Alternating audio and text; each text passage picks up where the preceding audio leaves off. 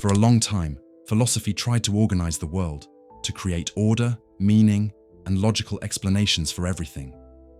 But what if reality is, at its core, chaotic? What if the universe, life, and even we ourselves are caught in an unpredictable, unstable flow with no clear direction? Not all philosophers looked for safety. Some stared directly into the chaos and chose to think from within it. They questioned rules, doubted certainties, and rejected absolute truths. They saw chaos as a creative force, a deep abyss, or even the true nature of everything. This video brings together 25 intense, strange, disturbing, and sometimes even forbidden philosophical ideas. These are thoughts that unsettle, challenge, and break away from conventional thinking. Ideas from great minds who confronted the darker side of existence and came back with questions that shake us to the core. This isn't a peaceful stroll through philosophy. It's a deep dive into a space where meaning isn't guaranteed and where thinking takes real courage. If you're ready to question everything, this is your starting point. And if you enjoy content like this, help us grow by sharing this video and subscribing to the channel. Let's expand this community of critical thinkers together. Albert Camus starts with an unsettling truth. The world is indifferent. There's no grand plan for our lives, no hidden order waiting to be uncovered. The universe simply is, silent, raw, chaotic. But within us, there's a hunger for meaning, for explanation, for coherence. That tension between the chaos of the world and our deep need for meaning is what Camus calls the absurd. The absurd isn't negative. It's actually the starting point. It doesn't exist in the world or within us alone, but in the space between the two. It's that moment when we realize that the meaning we're searching for outside ourselves might never be found. Camus urges us to face this reality with honesty, without clinging to the supernatural or comforting illusions. And that takes immense courage. Faced with the absurd, two tempting responses emerge. The first is total abandonment, suicide. If life has no meaning, why keep going? But Camus rejects that. The absurd, he says, isn't a reason to die. It's a reason to live more intensely. The second temptation is what he calls philosophical suicide. Blindly accepting imposed meaning, religious dogma, or metaphysical systems just to silence our anxiety. But that too is a mistake, because it robs us of our freedom. The freedom to think, to choose, to create our own path. The true response to the absurd, Camus says, is lucid rebellion. Not destructive rebellion, but a deep existential stance to keep living even when the world offers no clear answers. To keep searching, even knowing the answer may never come. And to live not in despair, but with dignity. He uses the myth of Sisyphus to explain. Sisyphus was condemned by the gods to push a boulder up a mountain, only for it to roll back down, again and again, for all eternity. A useless life, it seems, but Camus flips the meaning of the myth. For him, Sisyphus is the absurd hero, because, even knowing his effort is futile, he continues. And more than that, he accepts. He turns his tragedy into freedom. He owns his fate, even if that fate is to push a rock forever. That might sound dark, but Camus finds light in it. If nothing is handed to us as meaning, then everything is open. We get to build our own values, our own ethics, our own ideas of beauty and solidarity. The absurd isn't the end. It's the beginning of a life lived without lies. To live absurdly, in Camus's view, is to reject both nihilism and blind hope. It's to walk a third path, the path of conscious awareness. The world may be chaotic, but we have consciousness. And that's what makes us human. That's what allows us to love, to create, to fight, to laugh, even knowing it will all, one day, end. But that awareness doesn't have to paralyze us. It can actually be energizing. Camus speaks of art as a response to the absurd. Creating beauty in a meaningless world is an act of rebellion. Loving, even when everything is temporary, is an act of courage. Fighting for justice, even without the promise of reward, is a choice we make simply because we believe others' suffering matters, even in an indifferent universe. So the absurd doesn't trap us, it frees us from following paths already paved, frees us from unreachable expectations, frees us from guilt for not understanding everything, and at the same time, it calls us to take responsibility for shaping our own lives. If there's no meaning already given, then what we do with our lives becomes even more important. Camus doesn't offer easy answers. He doesn't promise salvation. What he offers is something far more real: clarity. The clarity of someone who stares into the void and doesn't flinch. Someone who knows life is fragile, uncertain, but still absolutely worth living. That's why he said, "In the middle of winter, I found there was within me an invincible summer." It's not a comforting quote, it's a challenge. Finding that inner summer means discovering, even in the chaos, a spark of strength, of freedom, of resistance. This philosophy isn't for the faint of heart. It's for those who have the courage to live without guarantees, for those tired of easy answers and ready to face the hard questions head on, for those who accept that the world is confusing but still choose to walk forward on their own 2 feet.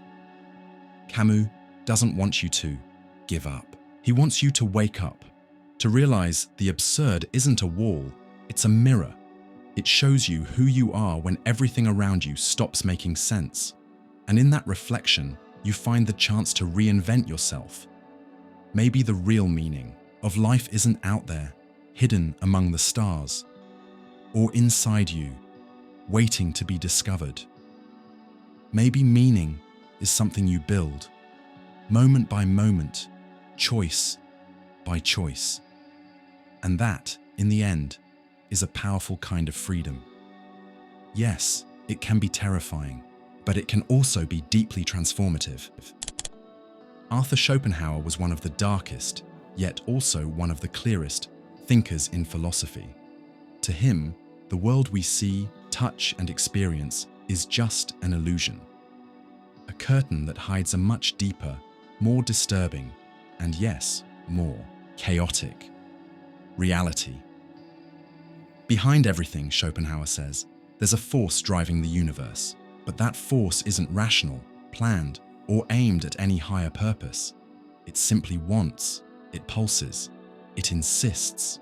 He calls this force the will, with a capital W, and this will is blind, irrational, and never satisfied. It doesn't think, calculate, or care.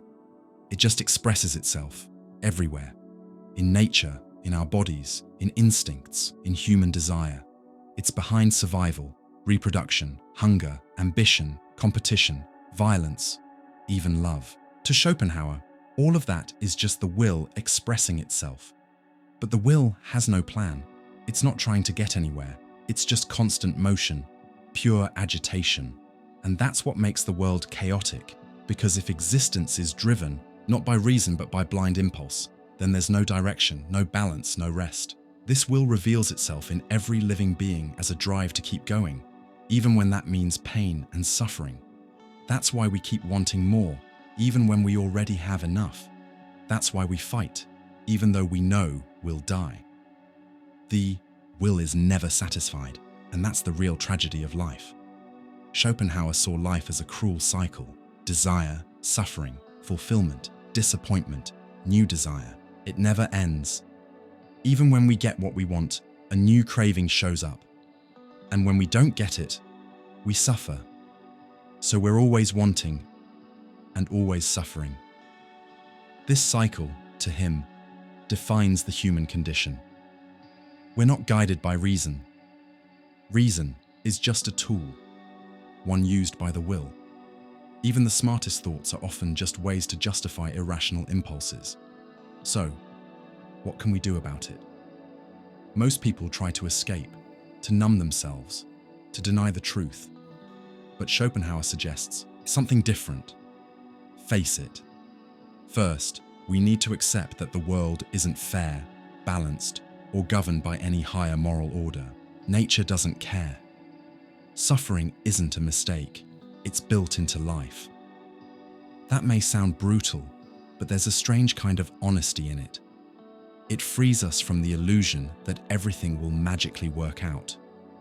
Second, he offers two ways to soften the burden of the will: aesthetics and compassion. When we experience art, a painting, a song, a beautiful landscape, for a brief moment, we're pulled out of the endless cycle of wanting. Art gives us a pause from the will. It shows us a world without desire. And in that short moment, we feel relief. We feel stillness. It's like chaos gives way to a kind of beauty that doesn't demand anything from us. The other path is compassion. When we feel someone else's suffering as our own, we break the selfish cycle of the will. We begin to see beyond ourselves, beyond the struggle, beyond the craving. And in that moment, Schopenhauer says, there's true moral greatness. For him, compassion is the only real foundation for ethics. Not external rules, not logic, but the deep human recognition that we all suffer. And from that shared pain, we can find solidarity. Schopenhauer's philosophy isn't easy. It doesn't promise salvation or endless happiness, but it offers something rare: clarity in the face of suffering. He doesn't romanticize pain, but he does recognize it as part of life. And because of that, he tries to help us face it with dignity, maybe even peace. To live, as Schopenhauer suggests, is like sailing through a stormy sea, knowing the waves will never stop completely. But we can learn to ride them. We can find moments of calm through beauty, through kindness, through understanding. And in those moments, we rest. The big question he leaves us with is this: what if the world really has no purpose? What if everything is driven by a blind force with no direction? What will you do with that truth? Will you deny it? Will you get angry? Or will you find small cracks of light in the middle of the chaos? Schopenhauer teaches us that while reality may be harsh, it doesn't have to be inhumane, that we can see the absurdity of endless wanting without becoming bitter, and that maybe the wise path isn't to beat the chaos, but to understand it. If Schopenhauer showed us that the world is driven by a blind, chaotic will, then maybe the real question is, where does this will live most intensely? The answer may not be out there, in nature or society, but inside us. Because this chaos doesn't just move the universe, it lives in the human mind. It hides in the emotions we suppress, the impulses we deny, the conflicts we don't understand. And that's where Carl Jung comes in, to show us that the unconscious isn't just a dark void, but a space filled with ancient symbols, including the most feared one, the shadow. The shadow is unresolved psychic chaos, and maybe the real challenge isn't to control the world, but to face the parts of ourselves we try to avoid. So let me ask you, what's inside you that you still haven't faced? You can pretend everything's under control. You can stick to your routine, keep up appearances, adjust your tone, smile politely. But deep down, there's a part of you that doesn't fit the role. A part you avoid, repress, or maybe don't even know exists. Carl Jung called this part the shadow. The shadow isn't just the bad or shameful stuff. It's everything you've pushed out of your awareness. Traits you learn to hide, emotions you never learn to name, impulses that scare you.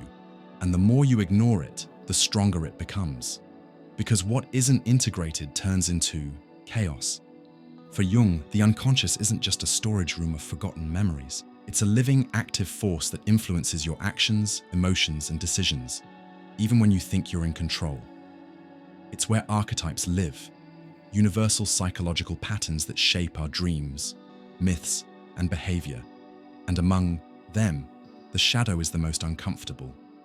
Because it's not a mask we wear, It's everything we stopped being. Denying the shadow means living in the illusion of being whole, pretending we are only light, logic, kindness, when in reality, we are messy, contradictory, human. And it's this contradiction that makes us who we are. The shadow shows up in sudden bursts of anger, jealousy we didn't expect, reckless decisions that feel out of character. It's those moments we say, I don't know what came over me, but something did. It was the part of you you never wanted to face. Integrating the shadow is one of the hardest and most important steps in growing up. It takes courage. The courage to admit that good and evil don't live out there somewhere. They live inside us. And self-awareness isn't about purifying yourself. It's about radical acceptance. This doesn't mean giving in to every dark impulse. On the contrary, we can only transform what we're willing to face. Once the shadow is acknowledged, it stops being a threat and becomes a source of strength. It gives us back the wholeness we lost by dividing ourselves into the parts we show and the parts we hide. Real maturity for Jung comes from that confrontation with all of who we are. Not just the version we post on social media or bring to work or show in casual conversation, but the parts we meet in silence, in fear, in uncertainty, in pain. And here's the thing, the more we deny the shadow, the more it shows up in others. We start to project onto people everything we can't accept in ourselves. So we judge, reject, attack, without realizing we're just running from our own reflection. That's why shadow work is also an act of empathy. The more we understand ourselves, the less we need to point fingers at the world. It's not about becoming perfect. It's about becoming real. Someone who can look inward without falling apart, because they know that inner chaos isn't a flaw. It's an invitation to grow. The shadow is a door. And yes, what's behind it can be scary, but it can also set you free. If you've made it this far, there's probably a part of you that knows. Something inside is asking to be seen, and that's already a powerful first step. Now tell me, have you ever caught yourself acting in a way that didn't feel like you? Have you ever been afraid to show parts of yourself because others might not accept them? Drop a comment below.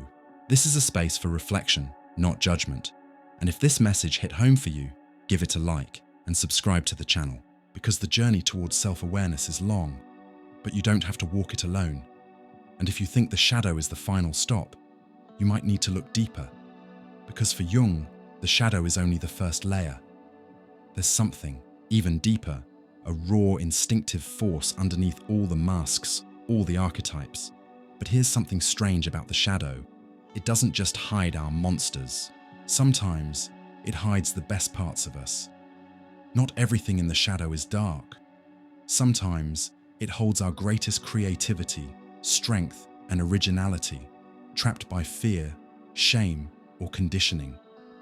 And that energy, if not integrated, turns toxic, but if embraced, it becomes creative power. And this is where a new thought begins to emerge. Maybe our inner chaos, the part we fear the most, isn't an enemy to conquer, but a powerful source of transformation. Nietzsche goes even further. For him, chaos isn't the end of order. It's the condition for something new to be born. And maybe we only create something truly real in the world when we stop running from the disorder that lives inside us. So, have you ever asked yourself, what's the most powerful part of you? And is it hiding in the part you've tried the hardest to bury? Inner chaos is the source of our deepest creative and vital power. We're taught from a young age to fear chaos, to chase control, stability, and easy answers. We're told chaos means failure, collapse, a sign that something's gone wrong. But Nietzsche flips that idea upside down. What if chaos isn't the end, but the beginning? In one of his most powerful lines, he writes, "One must still have chaos in oneself to give birth to a dancing star." He's not talking about random mess or external disorder. He's pointing to something deeper, a powerful inner force that lives at the core of who we are, a a kind of creative chaos. This chaos isn't something that blocks life. It is life. It's the raw ground where creativity, truth, and transformation are born. For Nietzsche, living authentically doesn't mean following formulas. It means embracing your own power, even if that takes you far from expectations, traditions, or what others want you to be. And that power doesn't come from order. It comes from facing your inner contradictions and creating through them. Pain, doubt, conflict, uncertainty, all of it is fuel. It's in the chaos of the soul that dancing stars are born. But that only happens after a break from what Nietzsche calls herd morality, the kind of morality built around comfort, submission, and conformity. This morality kills what's most alive in us. It fears chaos because it fears freedom, and it suppresses the very thing that makes us human, the power to create new values. True freedom for Nietzsche begins when we stop repeating what we inherited and start creating who we are. And to do that, we have to welcome the chaos, not as an accident, but as part of the process. It's as if he's saying, don't run from what unsettles you. Listen to it. Don't hide from your pain. Transform it. Don't fall asleep in comfort. Wake up. That's what it means to be a free spirit. Someone who doesn't need a ready-made truth to keep going. Someone who can dance with the chaos and find beauty, power, and meaning in the process. Nietzsche isn't asking us to escape reality. He's asking us to face it, to stare into the abyss without flinching, to feel the full weight of existence without sugarcoating it. And in that confrontation, something new can be born. The creative individual, not someone who copies the world, but someone who reimagines it. And that kind of creation isn't easy. It means walking straight through your inner disorder, your unresolved conflicts, your forgotten pieces. But only those who walk through the chaos, without getting lost in it, can create something that truly lives. Nietzsche sees art, philosophy, and even life itself as acts of creation. They are expressions of that chaotic energy that, when embraced, turns into form, movement, and self-affirmation. And this isn't about creating to impress others. It's about creating as a way of saying, I exist, I'm here, and I matter, even in the face of absurdity. That's why chaos is also a test. It reveals who's willing to become who they truly are, and who would rather stay asleep in borrowed roles, fake identities, and paths already carved by others. Because at its core, chaos is the friction between who we are and who we're told to be.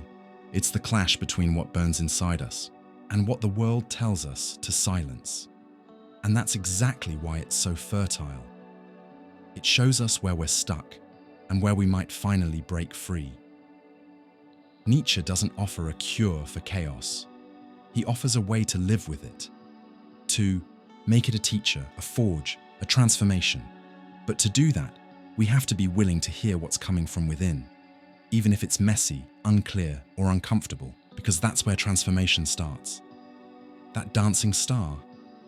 It's not some unreachable ideal. It's what happens when you allow yourself to live the chaos and still choose to create. So ask yourself, what have you been avoiding inside, afraid it might throw you off balance? And what if that's exactly what you need to welcome in order to build a life that's actually yours? But here's the truth. Not all chaos becomes creation. Some chaos just sits there. It festers. It returns as pain, as anxiety, as quiet suffering. Nietzsche shows us the power of transformation. But what happens when that power gets blocked? What happens when our life energy, instead of being expressed, gets pushed down?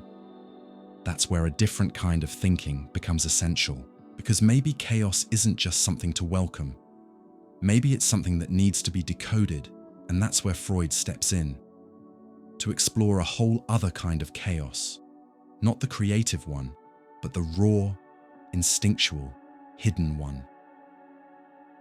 The unconscious, and at the heart of it, a reservoir of desires, traumas, fantasies, a force that shapes us, even when we don't realize it.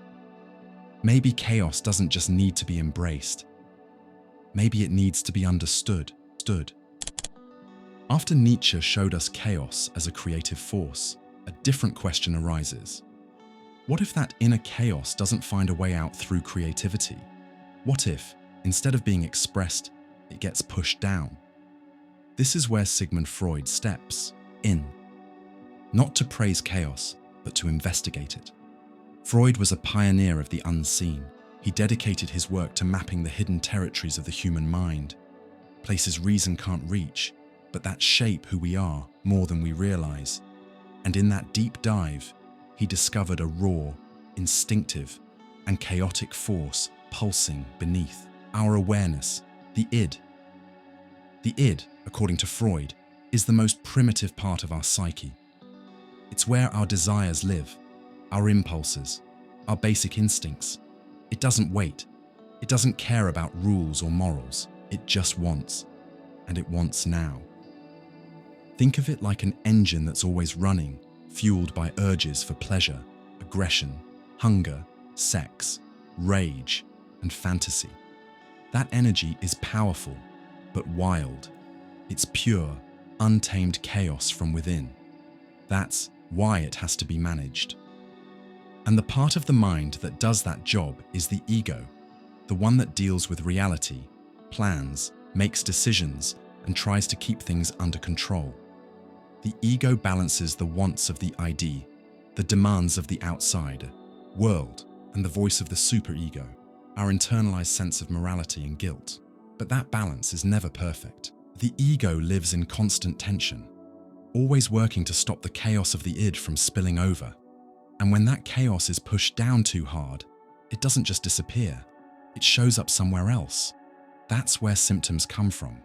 Anxiety, compulsions, random emotional blocks, strange dreams, slips of the tongue, all signs that the chaos didn't go away, it just changed shape. Freud taught us that what we repress always comes back, but it comes back in disguise. A forbidden desire might show up as an irrational fear. Suppressed anger might turn into chronic sadness. A repressed fantasy might reappear in dreams, art, or even illness. That's what Freud called the unconscious, not a dark, distant place, but a living part of our minds that's always active, just outside of our awareness. It's a tough idea, realizing we're not fully in control of ourselves, that hidden forces shape our choices. But that's exactly what psychoanalysis asks of us, to be honest enough to admit there's chaos inside, and that ignoring it comes at a cost. 2. Much repression causes suffering. But letting the id run free can also be dangerous. So Freud didn't recommend blind repression or total release. He believed in a process of ongoing reflection where we listen to our chaos and make sense of it.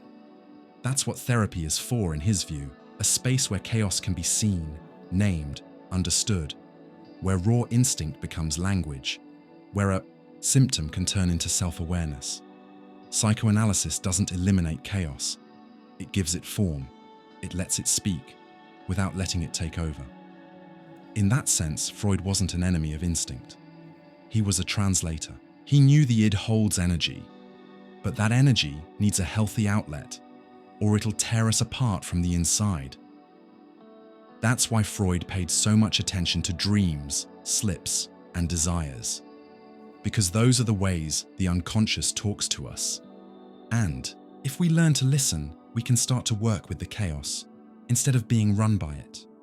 Freud invites us to let go of the illusion of total control, and also the fantasy of being pure or always rational. We're not. We're complex. We're full of contradictions. We're driven by things we don't always understand, and that's not a flaw. That's just part of being human. Our inner chaos doesn't need to be defeated. It needs to be understood. That's why psychoanalysis doesn't offer quick fixes. It doesn't hand out perfect answers. It offers a mirror. And sometimes, what we see there can be scary. But it can also set us free. Because the more we understand what's going on deep down, the less power it has over us. So now I ask you, have you ever caught yourself reacting in a way that made no sense to you? Ever felt something pushing from inside, even when you try to resist it. Leave your thoughts in the comments. Sharing your reflections might be your first step toward turning that chaos into clarity. But here's something Freud didn't fully explore. Where does this chaos come from in the first place? What existed before the unconscious even formed? What's the place where everything is still unshaped, unfiltered, where desire, thought, and form haven't split yet? That's the question Plato brings to the table with his concept of kora, a kind of primal space that exists before form, before logic, before identity, a kind of chaos that comes before consciousness itself. And maybe, to fully understand chaos, we have to go beyond the mind and look at what makes the mind possible in the first place. Before form, there is the formless. Before order, there is chaos. Before the world as we know it, there is a silent, invisible, mysterious space that Plato called kora. It's not an easy concept. Even Plato admits that kora resists clear explanation. And that's not by accident. It represents something that can't be precisely described because it's not something yet, but it's what makes everything possible. In Timaeus, one of his most cosmic and metaphysical dialogues, Plato describes the origin of the universe as the work of a demiurge, a divine craftsman who shapes the world using perfect eternal patterns called forms, eidos. But in order for these forms to take shape, they need somewhere to show up. That somewhere, that cosmic space, is kora. Kora has no shape. It's not a substance. It's not matter or idea. It's the in-between, the space between, the world of perfect forms and the world we experience. It's chaos, but not in a negative sense, not destruction or disorder. It's pure potential. It's the womb of the cosmos, the shapeless ground where everything can appear. But that never takes form itself. Kora receives everything, but doesn't become anything. It's like a mold that allows form to exist, but never becomes the mold itself. That's why it's invisible, unstable, undefined. Plato says we can only understand kora through a kind of illegitimate reasoning, a mix of logic and intuition. It's our attempt to think about what isn't yet thought, but makes all thought possible. This is a deeply unsettling idea because it forces us to face the original chaos, not as something we move past, but as something necessary for anything to exist. Without kora, nothing could take shape. No idea could become real. No order could emerge. Because everything that exists needs somewhere to exist. And kora is that somewhere, even though it's not something in the usual sense. If the demiurge is the cosmic builder and the forms are the blueprints, then kora is the raw material and the space where it all happens. It's the metaphysical womb of reality. But there's something even deeper here. Kora can't be controlled by reason. It defies labels, clear definitions, or simple categories. It's symbolically feminine, not in a biological way, but in its logic. It receives, holds, transforms, but never dominates. It's the chaos that makes order possible, the silence behind all speech, the invisible ground that holds everything visible. And maybe the most unsettling part is this: everything we think. We know everything with a name, a shape, a boundary, rests on something that can't be fully known. Kora reminds us there's always something left out, something that escapes the map, something that can't be said, but is still part of us. Plato didn't reject this chaos. He integrated it into creation. Order doesn't erase chaos. Order is born with chaos, and never without it. This changes how we understand reality. It shows us that stability is always temporary, that everything with form was once formless, that what's clear today came from darkness, that everything that is carries the trace of what isn't yet, or what's been forgotten. And this idea isn't just about understanding the world. It's about understanding yourself.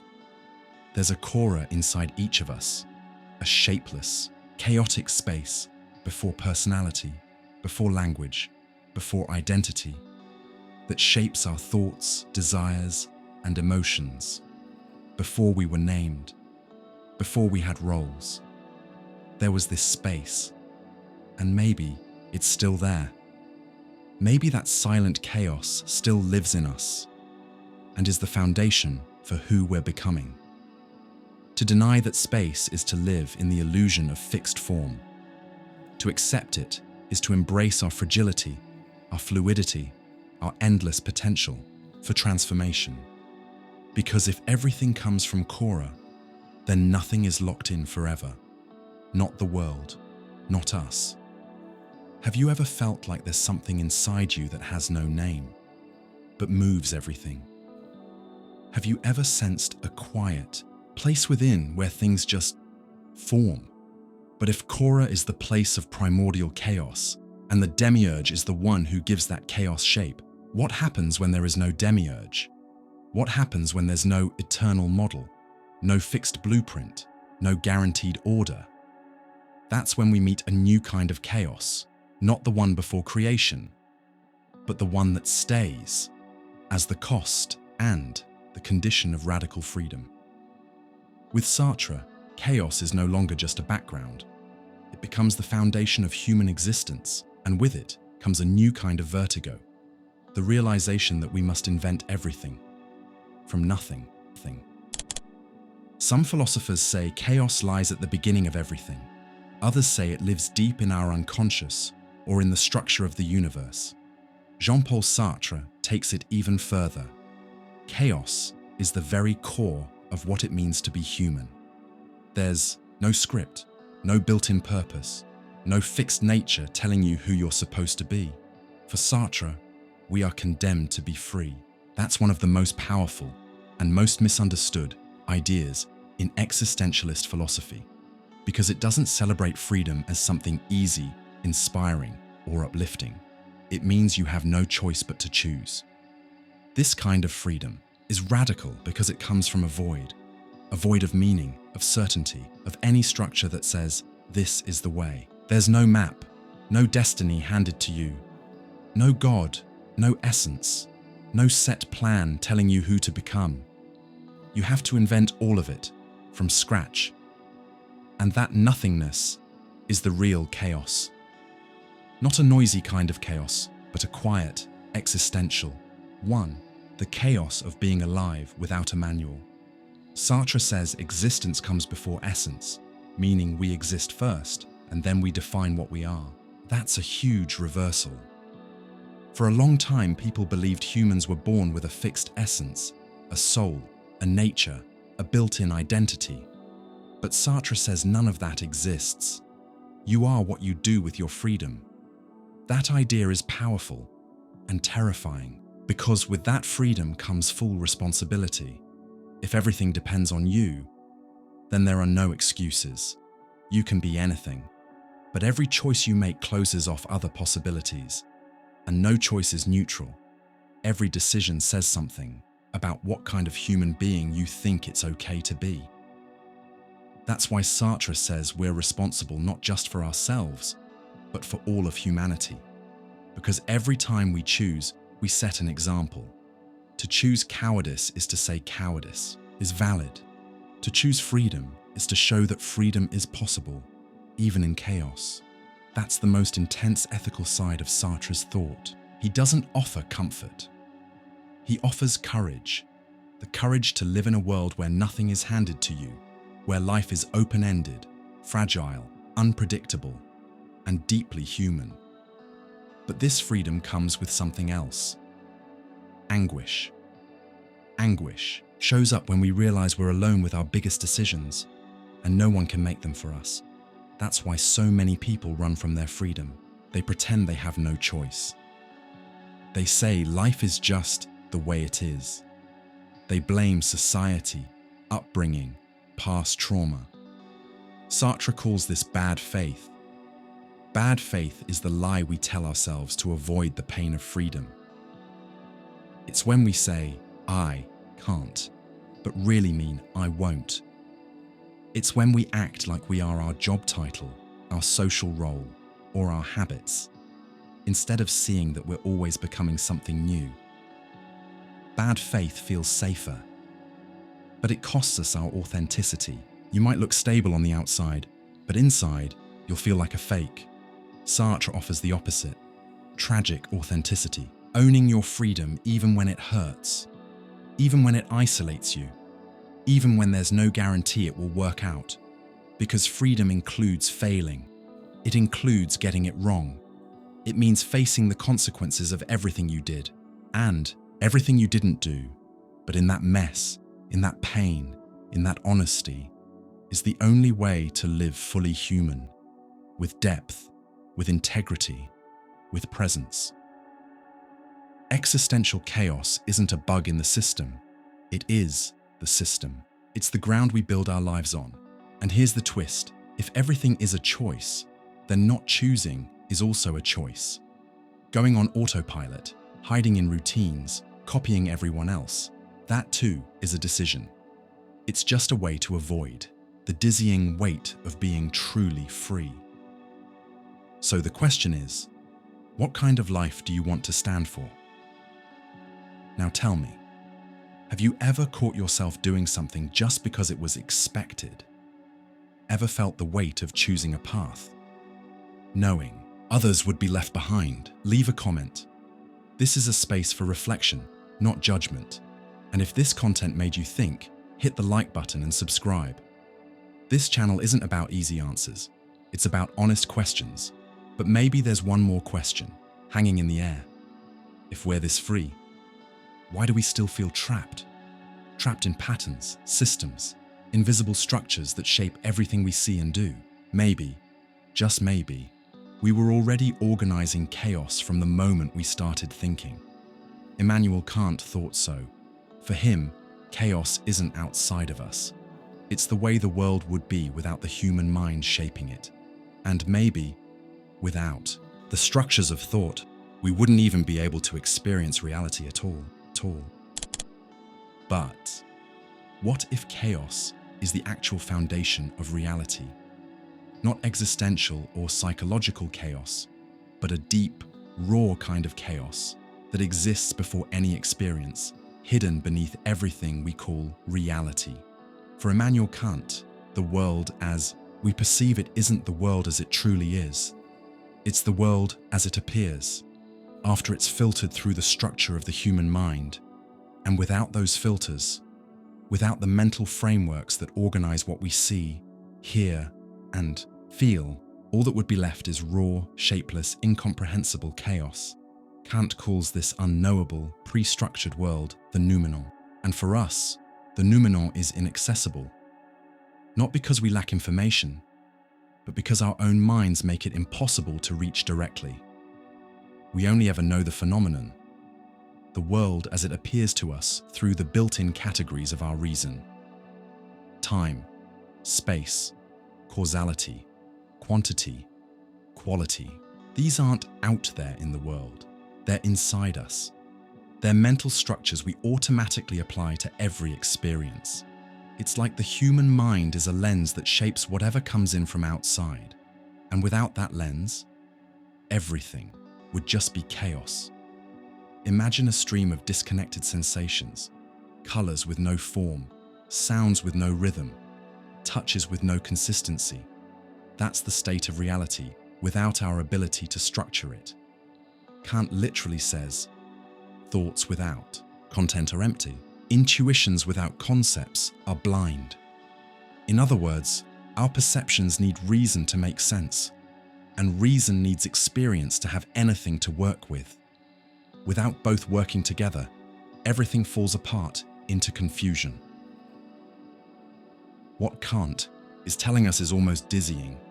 We never experience reality itself. We only experience what our minds can organize and interpret.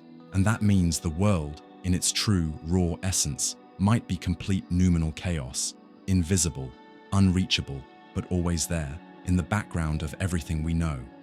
Still, that chaos doesn't threaten us directly, because we live within the order created by our own minds. The chaos is always there, but reason is constantly quietly working to keep it at bay. That's why Kant puts so much emphasis on the limits of reason, because it's within those limits that our experience of the world becomes possible. This apparent order, the world of cause and effect, logic and stability, doesn't come from out there. It comes from within us. It's how our minds make the world make sense. So what is knowledge, really? It's not a copy of reality. It's a construction, an active creation by consciousness. For Kant, knowing isn't about discovering what the world is in itself, but organizing what we're able to experience using the frameworks inside our minds. And that has huge implications. It means reason isn't a mirror, it's an architect. What we call the world is in part our own creation. This also changes how we think about chaos. Chaos isn't just a lack of order, it's what exists before order is even possible, a raw mess of potential, a realness that resists being understood. And even though we can't fully know it, it never really goes away. It's the limit of what we can know, the edge where reason bumps into something it can't contain. But Kant doesn't say this to discourage us. He wants us to be aware of both the power and the limits of our minds. Reason lets us live in a structured world, but we shouldn't mistake that world for the totality of reality. And maybe, by recognizing this limit, we can also cultivate a kind of humility, a humility that's often missing when people talk about truth. Kant teaches us to think with precision, but also with awareness of the abyss we can't cross. Chaos is always at the edge, not as an enemy of reason, but as its eternal counterpart. What gives reason its value is what it can't grasp. And when Kant talks about limits, he leads us right back to the chaos of what can't be fully understood, yet still shapes the world we live in. But there was a philosopher, much earlier than Kant, who had already sensed this kind of chaos, not as something mental, but material. His name? Epicurus. For Epicurus, chaos isn't hidden in the mind. It lives inside matter itself, and it's through a tiny, unpredictable movement, a random swerve in the atoms, that freedom becomes possible at the core of reality. Imagine a universe made up of particles in constant motion. No soul, no meaning, no moral direction. Just atoms endlessly falling through the void, like an eternal rain. That was how Democritus, one of ancient Greece's first great atomist thinkers, saw the world. But for Epicurus, that perfectly ordered, law-bound universe was too cold to explain life. If everything were determined by predictable atomic collisions, where would human freedom fit in? Where would chance come in? Or change? Or choice? That's where a tiny, almost invisible idea comes in. And it's absolutely revolutionary. The clinamen. The clinamen is the name Epicurus gave to a small, random swerve in the path of an atom. Atoms don't fall in perfectly straight lines like obedient little soldiers marching through space. At some point, without cause, without reason, one atom swerves, breaks the pattern, steps out of the system. And it's in that tiny swerve that Epicurus sees the birth of freedom. Because without that break, if everything followed strict necessity, then nothing could ever be different. Every event would just be the inevitable result of the one before it. The future would be fully locked into the past. And human beings? Just another cog in a cosmic machine. No choice, no will, no individuality. But with the clinamen, Epicurus introduces chaos into order, a crack in the system, a cosmic moment of disobedience that makes space for newness, spontaneity, unpredictability. The Roman poet and philosopher Lucretius, a follower of Epicurus, wrote in On the Nature of Things. If atoms didn't swerve a little from their paths, nothing we call freedom would ever have existed. This tiny break in the laws of nature doesn't destroy order, it humanizes it. It allows life to show up in a universe run by physical forces. It opens the door for will, for history, for human beings to be more than outcomes of a mechanical process. So the clinamen is a seed of chaos planted deep inside matter. But it's not a destructive chaos. It's a creative one. It keeps reality from being an endless loop.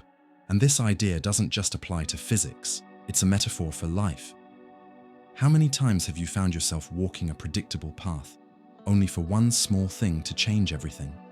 A word someone said, a book you picked up, a thought that crossed your mind on an ordinary day, a slight swerve, and suddenly nothing is the same again. The clinamen teaches us that freedom doesn't start with revolutions. It starts with small disruptions. It's in those subtle breaks from routine that something new can emerge. Epicurus believed that understanding how reality works was essential for living with peace of mind, because knowing that the universe has space for chance means the future isn't set in stone. We're not puppets of fate or victims of blind cosmic forces. We're part of an open universe, and in it, we can seek balance, joy, and peace. But keep in mind, for Epicurus, pleasure wasn't about excess or indulgence. It was about the absence of pain, about inner tranquility, what he called ataraxia. And that peace comes from realizing we have nothing to fear from the gods, or from death, or from fate. This whole ethical view is tied to the clinamen. If the universe allows for unpredictability, then our lives are open to choice, open to care, open to be lived with lightness and responsibility. And here's the beautiful twist. That small swerve, that subtle chaos, doesn't deny the existence of order. It cuts through it. And by doing that, it makes room for freedom, creativity, and responsibility. This has deep ethical implications. Because if we're free, even in a natural material world, then we're also responsible. Responsible for what we do with that freedom. Responsible for the choices we make within the field of possibilities opened by that swerve. The clinamen, then, isn't an excuse. It's a commitment. But this atomic freedom, this lightness in the face of chance, also casts a shadow. Because if the swerve makes freedom possible, it also makes falling possible. Not every swerve creates life. Some lead to deep disorder. Not every choice is wise. Not every use of freedom brings us closer to the good. And this is where a new kind of chaos appears. Not in nature, but in the human soul. St. Augustine, a philosopher from the end of the ancient world, invites us to look at chaos differently, not as something physical, not even as something liberating, but as the result of spiritual separation. For him, chaos arises when we turn away from the source of order, God. And in doing so, we don't just create evil, we disorder our very being. Maybe that's the most challenging form of chaos. Not the one outside us, but the one that comes from a misguided choice made from within. For many ancient thinkers, chaos was the starting point. But for St. Augustine, chaos is the consequence. Not a natural condition, but a fall, a disorder that shouldn't exist. Something that corrupted a world originally beautiful, just, and perfectly ordered. Augustine didn't see chaos as a creative force. To him, chaos was evil in action, not as a substance or separate entity, but as the absence of order, the absence of good. Evil, he said, doesn't truly exist on its own. It's the distortion of what does, and that's what makes his view so powerful. Augustine once wrote, "Evil has no nature of its own, but only the corruption of the good." This insight came from his personal search for truth. In his youth, Augustine explored many philosophies, Manichaeism, skepticism, Greco-Roman thought, but only through Christianity and the ideas of Plato did he find his synthesis. In that view, chaos isn't original. It's a departure, a kind of existential clinamen, but one that moves downward. A fall of the soul toward nothingness. God, in Augustine's view, created the world with perfect order, purpose, and meaning. Every being had its place. Every detail reflected the beauty of creation. But human freedom, this grand gift, came with a risk, the freedom to reject divine order. When that happens, evil enters, not as a force of its own, but as a rupture in harmony. Think of music. Evil isn't a new note.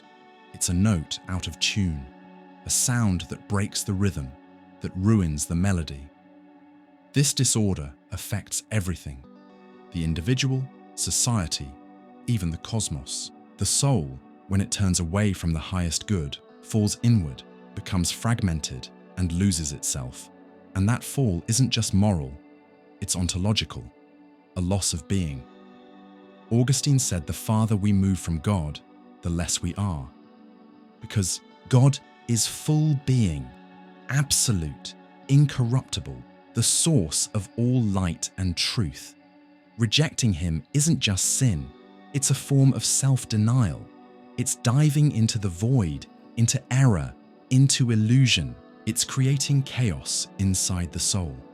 This chaos, according to Augustine, shows up in many ways. In pride, when we place ego above the order of the world. In the chase for pleasure, when we try to fill the soul with things that leave it empty. In moral confusion, when we call evil good and good evil. In existential anxiety, when we lose our sense of purpose and eternity. So sin isn't just a moment of weakness. It's a deep disorientation. It's being out of alignment with the truth. It's a soul that chose chaos over order. But here's the turning point. Augustine doesn't say this to condemn.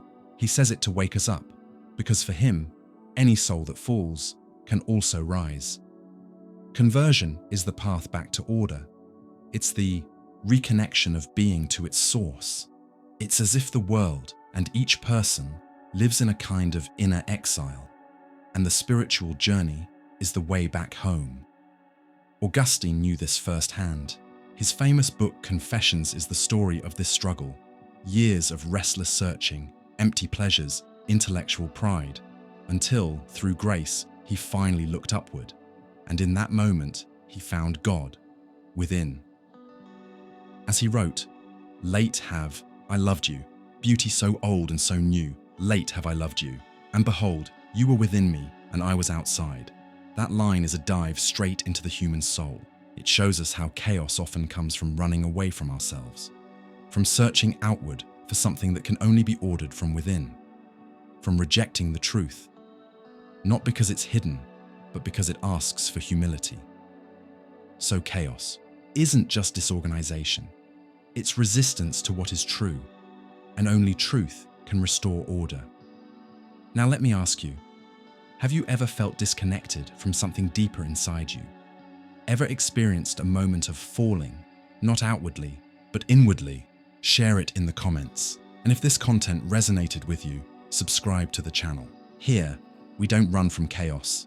We try to understand it with both heart and mind. But while Augustine shows us chaos as a moral fall, some philosophers see disorder differently.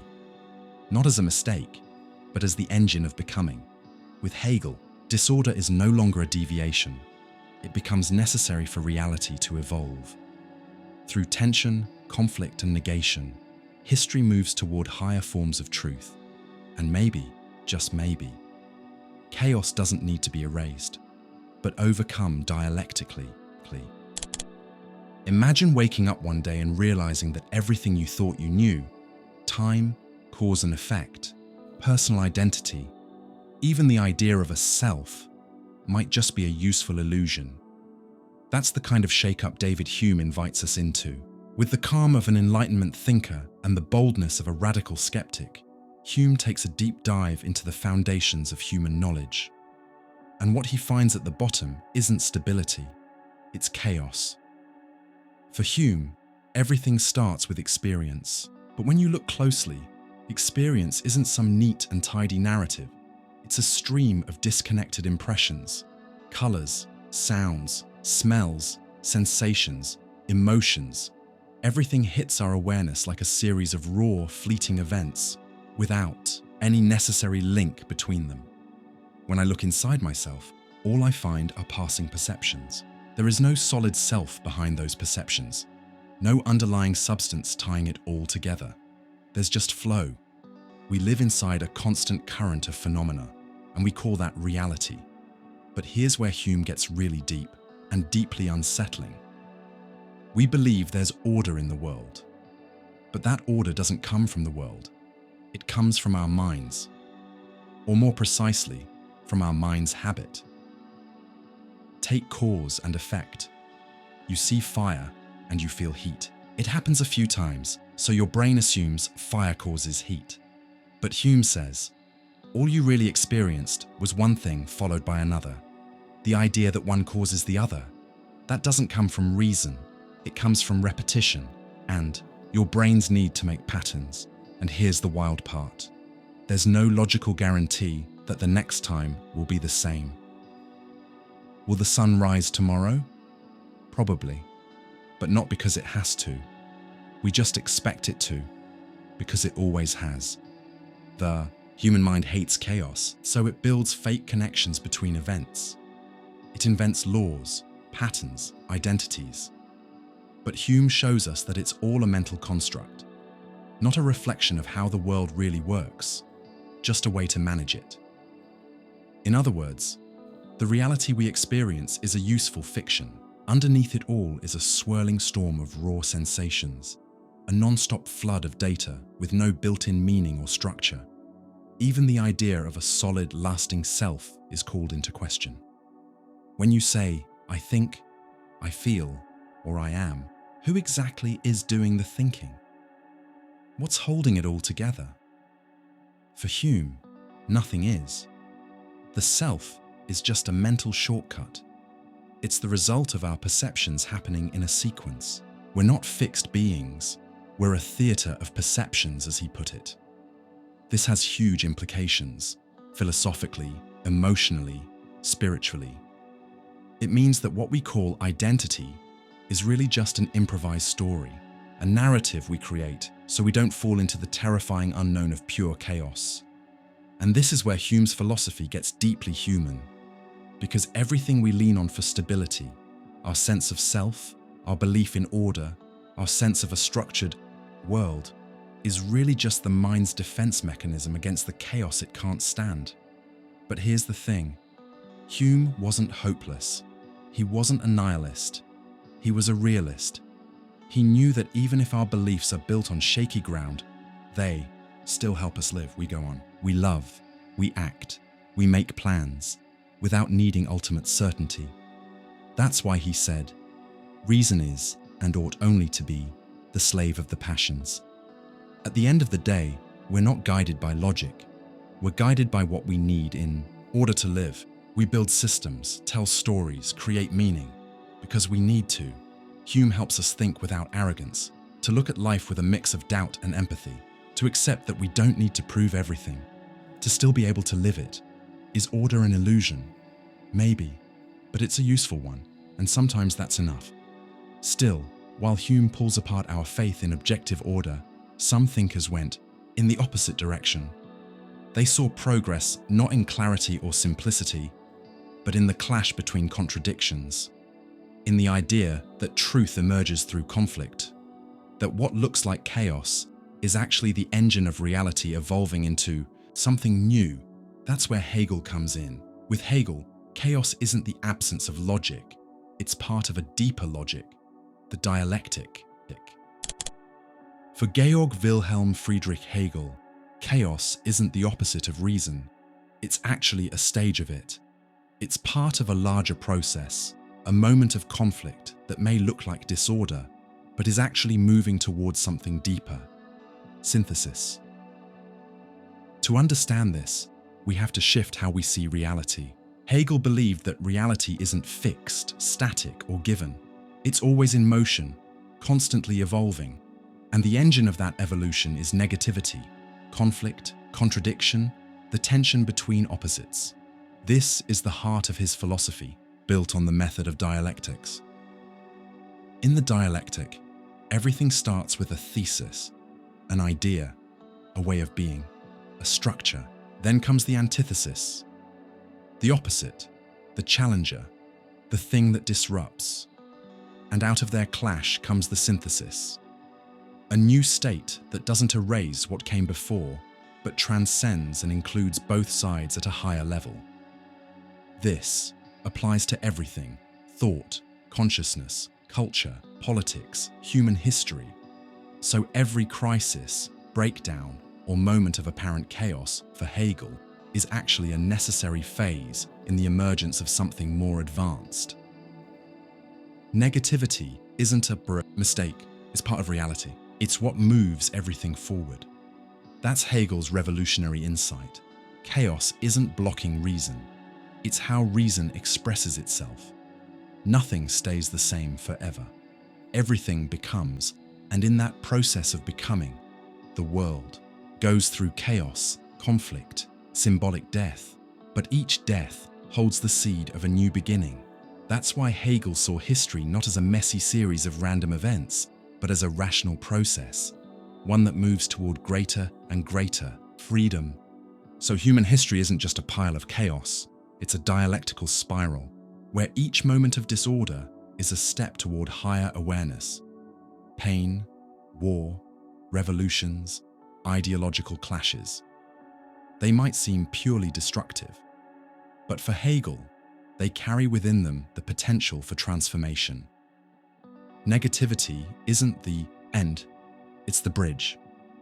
It's the space between what's gone and what's coming. This view is both hopeful and challenging. Hopeful because it says chaos might have a deeper purpose, even if we can't see it yet. Challenging because it asks us to see conflict not as failure, but as a form of growth. This applies to our inner lives too. How many times have you gone through a crisis, a collapse, a loss, a feeling of being totally lost, and only later realized that moment was the beginning of something new? Hegel would say, that chaos you experienced was negativity at work. It was the breakdown of an old version of yourself, making space for something new to emerge. The self is dialectical too. Consciousness evolves in stages. Each stage negates the one before it, but doesn't erase it. It builds on it. That's how we mature, through inattention that forces us to think, feel, and live in new ways. What seems like confusion might actually be movement toward freedom. But hold on, this doesn't mean all chaos is good just because it leads somewhere. Hegel isn't saying pain is noble, only that it plays a real role in how consciousness grows. Pain isn't pretty, but it's real, and pretending it isn't there means rejecting reality. Facing it, on the other hand, means realizing that even what feels like total breakdown can eventually shape something new. Now here's where the idea of chaos gets even deeper, because while Hegel still sees reality as ultimately rational, even if it moves through contradiction, there's another thinker who viewed existence itself as unstable, as something that flickers between presence and absence. For Heidegger, chaos isn't just a stage in thought or history, it's part of being itself. Being doesn't just exist. It shows itself and hides itself. It opens up and pulls back. And to live truly is to exist within that movement. So maybe the deepest kind of chaos isn't historical, it's existential. It's the very nature of being alive. What if chaos isn't just a stage in history, or a failure in how we experience the world? What if it's at the very heart of being itself? With Martin Heidegger, chaos reaches its deepest meaning. It's no longer something to overcome, or a sensory illusion, or a moral breakdown. It's an ontological condition, something built into the very structure of reality. To understand this, we need to go back to the question that guided all of Western philosophy since ancient Greece. What is being? For centuries, this question was buried under layers of theology, metaphysics, and technical definitions. But Heidegger brings it back with urgency. And what he discovers isn't a stable answer. It's an abyss. Being, he says, isn't a thing. It's not an object, a substance, or even an idea. It's what allows anything to show up as something. It's the invisible background where all things appear. But this background isn't fixed. It reveals itself and hides, constantly shifting between presence and absence. This play of revealing and hiding is what Heidegger calls unconcealment, or aletheia, using the Greek word for truth. And here's where chaos comes in. Being never fully gives itself. It never shows itself completely. It's always in motion, partially present, partially withdrawn. This movement creates a radical instability in our existence. The world isn't a stable place. It's an open space where being might appear or might not. And this withdrawal? It's not a mistake. It's part of how being works. To live, for Heidegger, is to dwell in this tension. Humans, what Heidegger calls Dasein, literally being there, are thrown into this unstable world. We didn't choose to be here. We don't fully know where we came from or where we're going, and this condition confronts us with anxiety. But anxiety for Heidegger isn't just feeling stressed. It's a deep experience, one that tears us away from distractions and forces us to face nothingness. But this nothing isn't total absence. It's the open space where being withdraws, calling us to live more authentically. It's in that empty space that being speaks to us. And this calling is chaotic, not in the sense of confusion, but in its fundamental instability. Life isn't guaranteed, truth isn't certain, identity isn't fixed. Everything is in motion, open and at risk, and because of that, living requires radical awareness, a deep listening to what being is saying and not saying. This back and forth between light and shadow, presence and absence, is something Heidegger also finds in ancient Greek myths. That's why he turns away from rigid metaphysical systems and goes back to the pre-Socratic philosophers, especially Heraclitus and Parmenides, because before logic and definitions, there was still wonder at the mystery of being. And what does Heidegger find in that wonder? A primordial chaos, not as disorder, but as total openness. Being is an abyss, not as destruction, but as infinite depth. That's what makes us different from things. A rock just is. A tree just is. But humans experience being as a question, and that experience isn't a choice. It's our fate.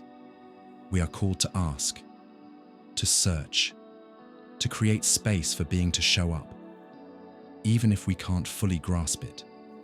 This is why Heidegger's philosophy also feels spiritual, because truth, for him, isn't something you conquer. It's something you welcome, something you let happen. But for that, you need inner silence. You need to tune out the noise of the modern world, the distractions, the rush, the surface-level chatter, and allow being to come close, even if it comes in the form of emptiness. So if Heidegger shows us chaos as the ontological openness of being, as the very instability of existence, maybe it's time to go even further back, not to philosophy, but to myth. Because before systems, before theories, the ancients already knew. Everything began in chaos. In Theogony, Hesiod begins the story of creation with one simple line. In the beginning, there was chaos, not as mess, but as creative emptiness, a primordial space from which all things emerge, and maybe in that mythical space, we can rediscover the original meaning of chaos, not as destruction, but as a source. That's how Hesiod, an 8th century BCE Greek poet, begins his Theogony, one of the foundational works of Western mythology. And the line that starts his story of creation is simple, mysterious, and absolute. In the beginning, there was chaos. But what does chaos mean here? It's not confusion, it's not mess, it's not destruction or disorder. For Hesiod, chaos is something much deeper, an abyss, a vast and formless void that came before everything else. It's not the opposite of order, it's what gives birth to order. This chaos isn't negative, it's actually fertile, a paradox in itself. Imagine chaos as a cosmic womb, dark, silent, but filled with infinite potential. From it are born Gaia, the earth, Tartarus, the abyss, Eros, creative desire, Uranus, the sky, and many other primal forces that will go on to shape the universe. In other words, everything that exists, everything that came to be, was born from a state that wasn't fully being, but wasn't nothing either. It was pure potential. This mythic idea carries a powerful philosophical truth. Existence didn't begin with structure. It began with emptiness, and that changes everything. Because we often think of chaos as something bad, something to avoid. But here, chaos is the beginning of creation. Order, with its rules, shapes, and purposes, is not the starting point. It's something that comes later. It's like the universe came into being from nothing, not through some calculated plan, but through an unpredictable emergence. And this original nothingness, this chaos, isn't absence. It's an invisible presence, a silent source where everything can grow, but nothing is defined yet. What's fascinating is that this chaos doesn't vanish once order arrives. It stays in the background, like an ontological backdrop, a reminder that no stability is ever permanent. No matter how solid things seem, everything we know carries within it that unfinished beginning. Everything that is came from what wasn't, and so it can also cease to be. By starting his cosmogony with chaos, Hesiod is saying, reality is a process. Nothing begins fully formed. Everything begins in instability, and the same is true for us. Each of us comes from chaos, the chaos of birth, the chaos of forming an identity. Those early years when we didn't even have language, and even as adults, we go through chaotic moments that feel like we're falling apart. But if chaos was the origin of the cosmos, maybe it's also the source of every new beginning. In moments of crisis, loss, or collapse, maybe we're not falling apart. Maybe we're returning to the source, not to disappear, but to be reborn in a new way. So the chaos in Hesiod's myth isn't just about the cosmos, it's existential too. It reminds us that order is fragile, but chaos isn't the end. It can be the ground for something new. In our own transformations, chaos may feel like the moment we lose control, but it's also the moment when the soil is getting ready to grow something undefined. Chaos is where old structures fall, so new ones can rise. So chaos shouldn't be feared. It should be recognized, honored as an essential part of life, of creation, of change, of consciousness itself. But Hesiod's view is just the beginning. As Greek thought evolved, it slowly moved away from myth and started searching for philosophical explanations for the world and how it changes. That's when a thinker like Heraclitus comes in, someone who didn't see chaos as something in the past. He saw it in the present. Heraclitus looked at the world and saw tension, movement, constant flow. Nothing stands still. Nothing is stable. Everything is always becoming something else. And maybe the true chaos isn't what came before order, but what's still at work inside of it. Everything changes, everything flows, nothing stays the same. That's the essence of Heraclitus of Ephesus, one of the most mysterious and fascinating philosophers of ancient Greece. For him, reality isn't fixed, orderly, or permanent. What we call the world is actually a constant flow of transformation. Heraclitus said, "You can't step into the same river twice, because by the second time, the river has already changed, and so have you." This simple but powerful line captures his radical view of existence. Everything is becoming. There are no permanent things, only processes. No fixed identity, just constant transformation. No stable order, only tension between opposites.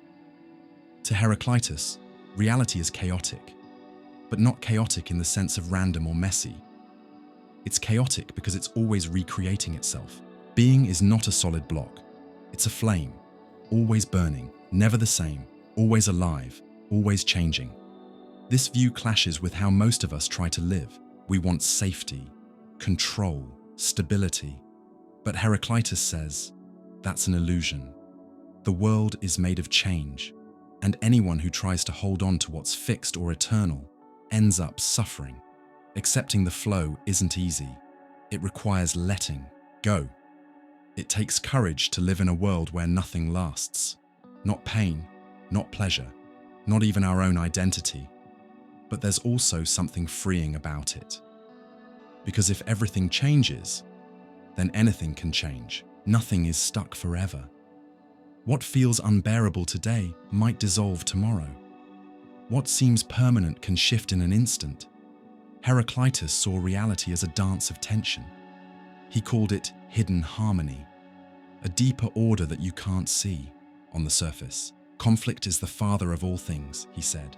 The world doesn't come from peace, but from the clash of opposites. Day and night, life and death, hot and cold. Everything exists in relation, in contrast. So true balance isn't the absence of conflict.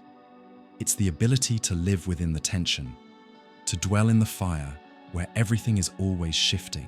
And this applies to people too. We are not a fixed self. We're multiple, unstable, and full of contradictions. At every moment, we're being shaped by thoughts, emotions, memories, and instincts. Every little change alters who we are. Identity is like a photo of a river, capturing just one moment in something that's always moving. Who you say you are today isn't who you were yesterday, and it won't be who you are tomorrow. Heraclitus was one of the first to see this, and because of that, people called him the obscure. His ideas were challenging, even uncomfortable, but maybe he wasn't obscure at all.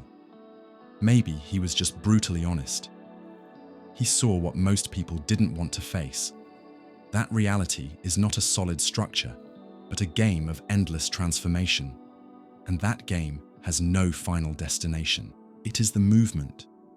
This way of seeing the world teaches us to hold life more lightly, to stop clinging to things that are meant to pass, to stop expecting life to settle down into something fixed, because nothing deep down ever stays the same. But let's be clear, this doesn't mean life is meaningless or chaotic in a negative way. To Heraclitus, there is order in the chaos, but it's dynamic, not static. It's an order that emerges from the movement itself. It's like fire, wild, unpredictable, always shifting, yet following its own rhythm. It's like music, made of tension, silence, and dissonance, yet forming a harmony as a whole. But if Heraclitus shows us that the world is always in motion, how do we even talk about it? How do we make sense of something that never stops changing?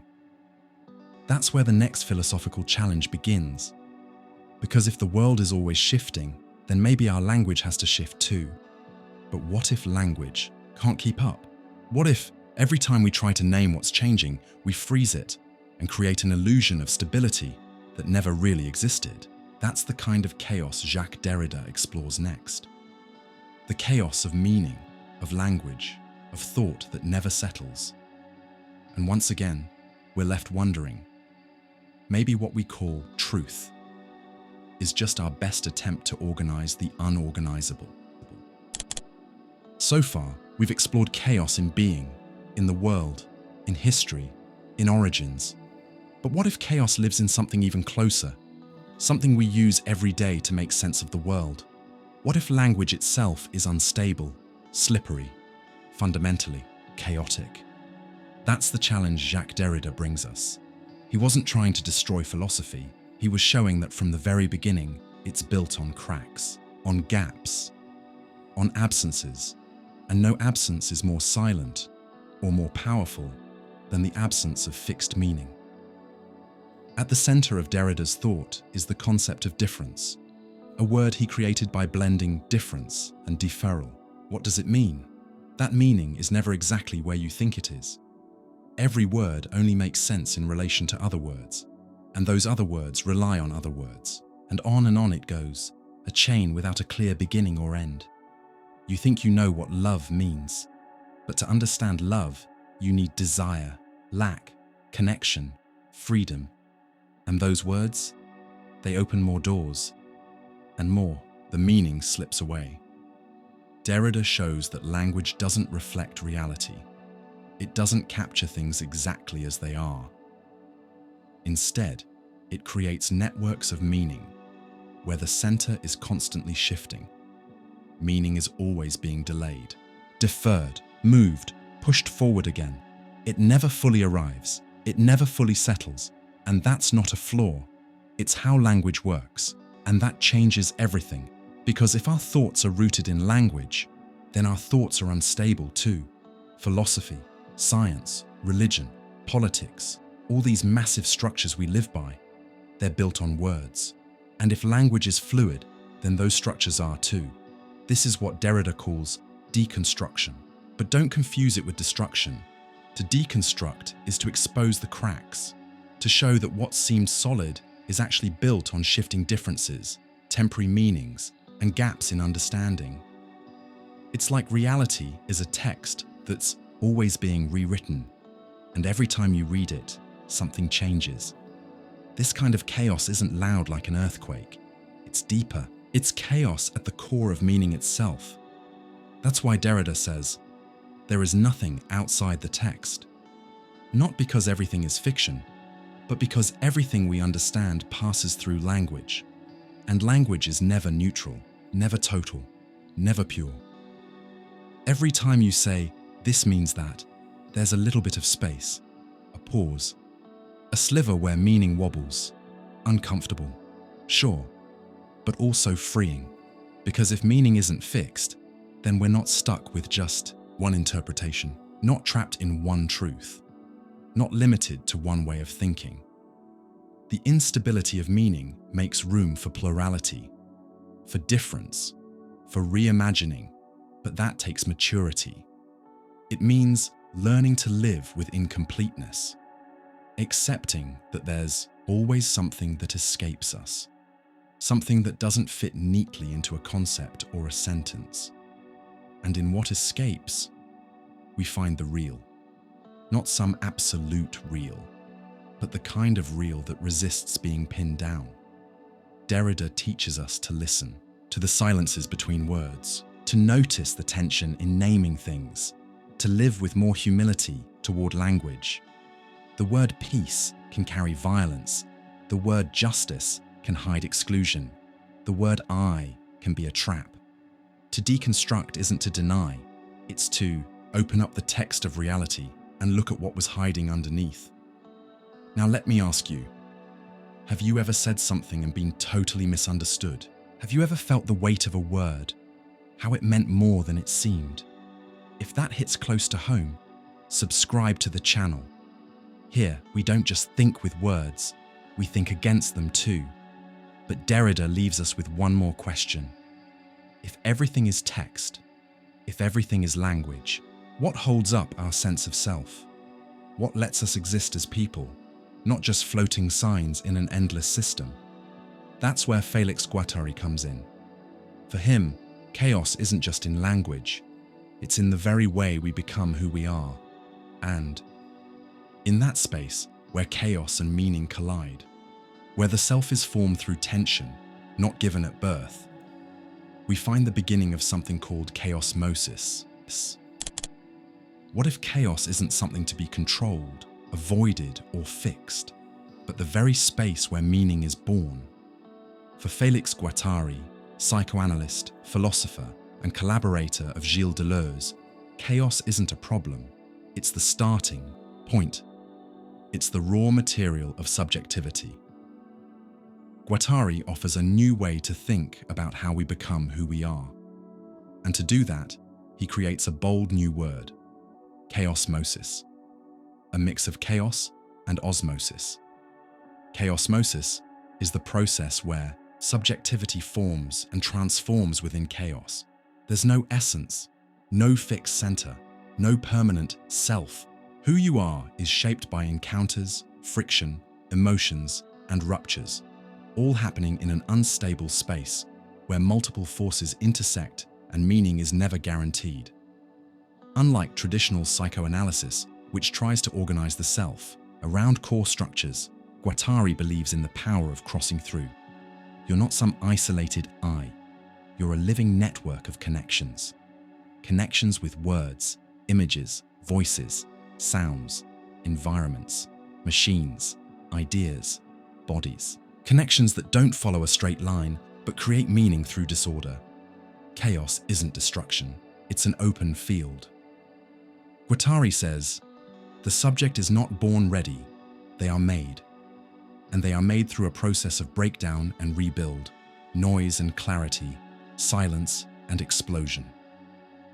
Chaosmosis is that space where the unpredictable becomes productive, where what seems meaningless starts to slowly shape new forms of meaning. It's not about forcing things into form, it's about letting something emerge. And this isn't just about the self, it's about the world. We live surrounded by systems that try to stabilize us. Social norms, formal language, behavioral expectations. But real life overflows. It pulses at the edges. It refuses to stay inside the lines. Chaosmosis is that creative overflow. It's when the self, faced with chaos, doesn't collapse, but builds new ways of being. It's when thinking faces the unthinkable, and instead of retreating, improvises, connects, transforms. Guattari cared deeply about processes that break from traditional logic. That's why he spoke of ecosophy, an ecology of ideas, feelings, and relationships. Everything's connected. The world outside, our inner world, the collective. And if everything's connected, everything is also in flow. So the self isn't an island, it's an archipelago. Each island connects to others, forming bridges, constantly redrawing itself. This view hits hard in a world like ours, where identities multiply, connections break apart, and meaning can collapse in a heartbeat. Guattari doesn't offer neat answers. He invites us to live creatively within instability. Chaosmosis isn't a theory about the self, it's an experience. It's how the self emerges, not as a finished product, but as an unfinished process, a process shaped by your surroundings, your relationships, your culture, your past, but also by something completely unique. Each of us is a living chaosmosis, a one-of-a-kind mix of everything that's passed through us, and everything that still will. Have you ever felt like you weren't just one version of yourself, but many at once? Ever gone through a chaotic time, only to find something new beginning to make sense? That's chaosmosis. That's the self in motion.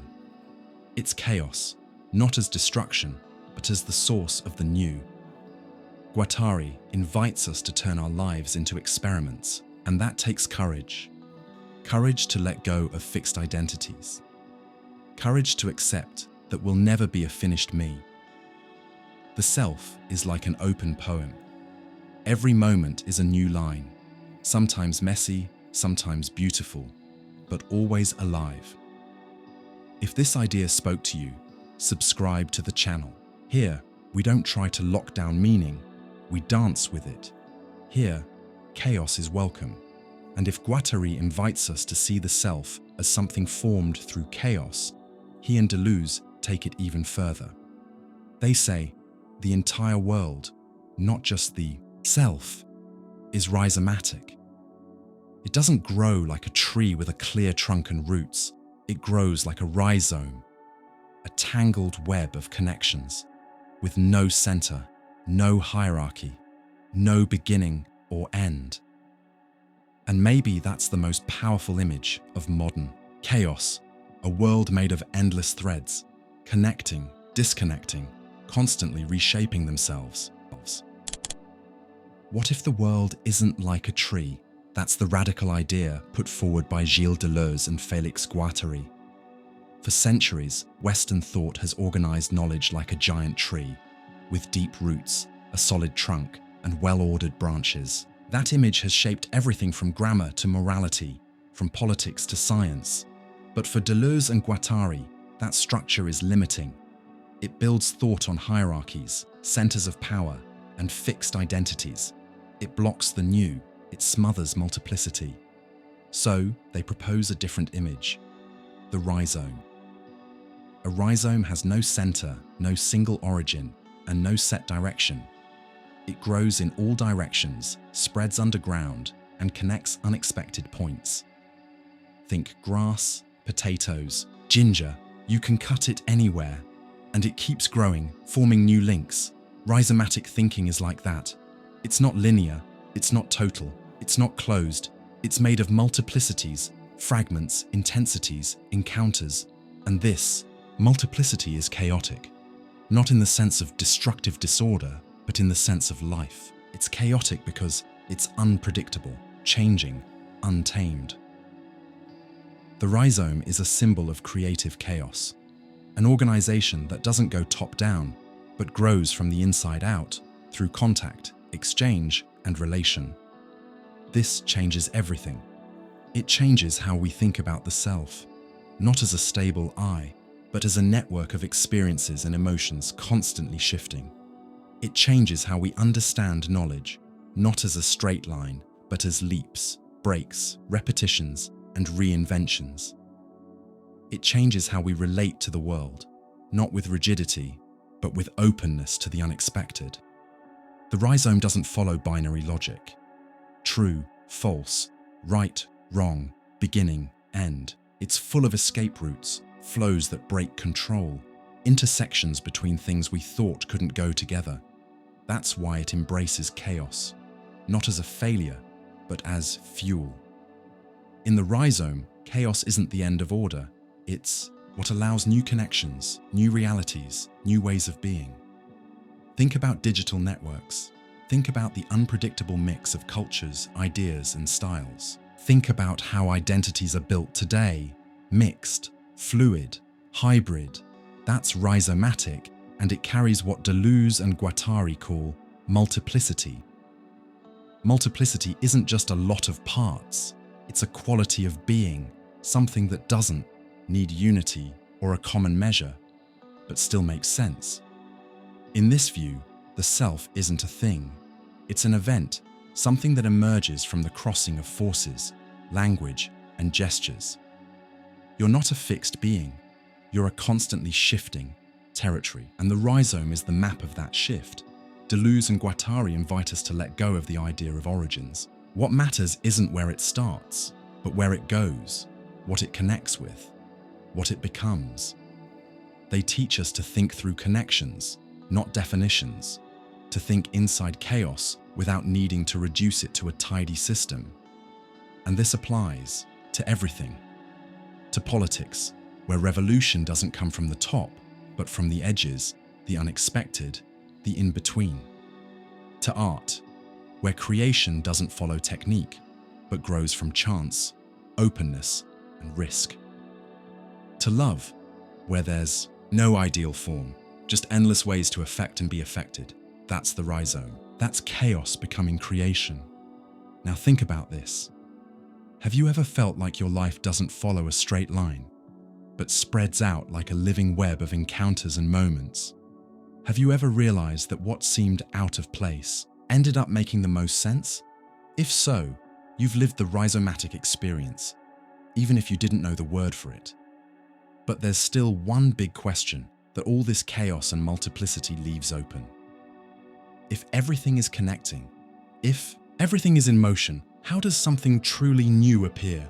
Not just a variation of what already exists, but a real rupture. Something that breaks the pattern and creates a whole new space of possibility. That's where Badiou comes in. For him, chaos can crystallize in a single, unpredictable, radical moment. An event that breaks the rules of the old world. An event that doesn't discover truth, but founds it. Sometimes, everything changes, but not because something slowly evolved. It changes because something broke. A rupture that doesn't fit what came before. Something that doesn't follow the logic of the system. Something without a clear cause, and with no predictable outcome. That's what Badiou calls an event. An event isn't just something new. It's not a change within the system. It's a break from the system. something that couldn't be predicted or even imagined using the tools of the past. Badiou is a philosopher who pushes thought to its limits. To him, reality is structured, but never fully closed. Behind every system of meaning, there's a blind spot, a place of excess, of the undefined. That's where the event happens. And when it happens, everything is up for grabs. An event is a kind of creative chaos. Not chaos as in mess, but chaos as a crack in normality, a collapse of the old truth, the opening of what once seemed impossible. Think about the fall of the Berlin Wall. No one really saw it coming. There were no guarantees. But suddenly, history shifted. The impossible became real, and an entire world had to start over. Or think about a deep, life-altering kind of love. Not just a romantic encounter, but one that disarms you, that doesn't fit into your past story, that reshapes how you see yourself and the world. That, too, is an event. For Badiou, an event can happen in any field. In politics, art, science, or love. It's the moment a new truth enters the world, but it's not born from the existing rules, and that's key. The event doesn't come from the system. It breaks it. That's why it's chaotic. But this chaos isn't about despair. It's the creative collapse of an old order. It's the space of open possibilities. Before anything has been decided, Badiou says that truth begins with an event, but it doesn't end there. The event is just the start. What follows is fidelity. Fidelity is the act of holding on to the truth that just emerged, even when the world still denies it. It's choosing to keep the impossible alive, to give form to what has no place yet. For Badiou, a subject isn't someone who is. A subject is someone who responds to an event. You become a subject when you choose to stay loyal to a real break. And that's where ethics comes in. Not everyone sees an event. Not everyone wants to. Often, it's easier to pretend nothing happened. But those who recognize the event and choose to follow it accept the instability of something truly new. That takes courage. It takes commitment. It takes a total reconfiguration of the self. An event is like lightning in the dark. It lights up everything for a second, and then it's gone. But once you've seen it, you don't forget it. That's why an event doesn't force itself. It doesn't win. It calls. And that call can be political, emotional, or deeply existential. Badiou rejects the idea that truth is revealed, slowly, through progress. He says truth erupts. It happens, and it forces us to build something from scratch. It's as if reality has a built-in fault line, and when it cracks open, the old rules break, and from that break, a new world begins. But here's the thing, an event guarantees nothing. It doesn't sustain itself. It needs loyalty, action, creativity. That's why it's fragile and powerful. Many events are ignored. Others get betrayed or forgotten, but a few survive, thanks to people who choose to make them the foundation of something new. This applies to everything: revolutions in history, the rise of modern art, scientific breakthroughs, or love that rewrites your inner world. An event isn't the end of chaos. It's chaos in the form of a beginning. And maybe the biggest event someone can live through is saying yes to what once seemed impossible. But Badiou's philosophy leaves us with a deeper question. If everything can be broken by an event, is there any real stability? Are there eternal laws, absolute foundations, cosmic guarantees? Or is chaos even more radical than we thought? That's where Meillassoux comes in. He goes further than Badiou. For Meillassoux, it's not just that events are unpredictable, it's that everything, absolutely everything, could be different. Nothing is necessary. Nothing is guaranteed. Not even the laws of physics. Not even time. And if that's true, then chaos isn't the exception. It's the ground of reality itself. What if reality had no deep reason behind it? What if even the laws of nature were just temporary habits of the universe, with no reason to stay the same? That's the bold idea from Quentin Meillassoux, one of the most radical philosophers of our time. For him, chaos isn't a glitch in an otherwise ordered system. Chaos is the actual backdrop of being. There is no ultimate stability. There are no eternal laws. Everything is contingent, absolutely contingent. That means nothing in the universe is necessary, not the laws of physics, not logic, not time, not even existence itself. Anything could suddenly stop being, for no reason, with no explanation, without cause. Meillassoux calls this idea absolute contingency, but to understand how far this goes, we need to look at his critique of modern philosophy, especially the legacy of Kant. Kant taught that we can't know the world in itself, only how it appears to us, filtered through the structures of human reason. So we're stuck in a correlation. Everything we think is tied to how we perceive. There's no access to the world without a subject. Meillassoux calls this correlationism, and he wants to break free from it. He wants to think about reality without us, a world that exists independently of the human mind, of categories, of reason. But what's left when you take the subject out of the center? The absolute, but not an absolute necessity, not God, not an essence. For Meillassoux, the absolute is contingency. The only thing that can't be denied without contradiction is this: everything could be otherwise. That idea is both freeing and dizzying. It destroys any hope of finding deep, hidden order in the universe. But it also opens our minds to a truly open reality. So chaos isn't an accident, it's the norm. But hold on. Meillassoux isn't saying everything is random all the time. He's saying nothing forces things to stay the way they are. The laws of nature might last for billions of years, and then, tomorrow, just vanish. Not because of God or some internal failure, but because nothing makes them necessary. This is a philosophy with no ground beneath it, and that's its strength. It forces us to think beyond safety, beyond metaphysical tradition, beyond the idea that reason holds up reality. And this is where Meillassoux' take on chaos stands apart. For Nietzsche, chaos is creative force. For Hegel, it's the negativity that drives progress. For Derrida, it's the instability of meaning. But for Meillassoux, chaos is the absence of necessity. It's the fact that there's no ultimate foundation, no God, no reason, no essence. This puts us in a radical position. Reality is completely unpredictable. And that unpredictability isn't a bug to be fixed. It's the core of how reality works. Think about what this means. Science becomes provisional, based on patterns that might keep working, but aren't guaranteed. Gravity works, but not because it has to. It works until it doesn't. Ethics shifts too. We can't base values on some fixed human nature, because nature itself isn't fixed. Responsibility then comes not from certainty, but from risk. From knowing everything is fragile, and anything can change. Even personal existence changes. You're not stuck in fate.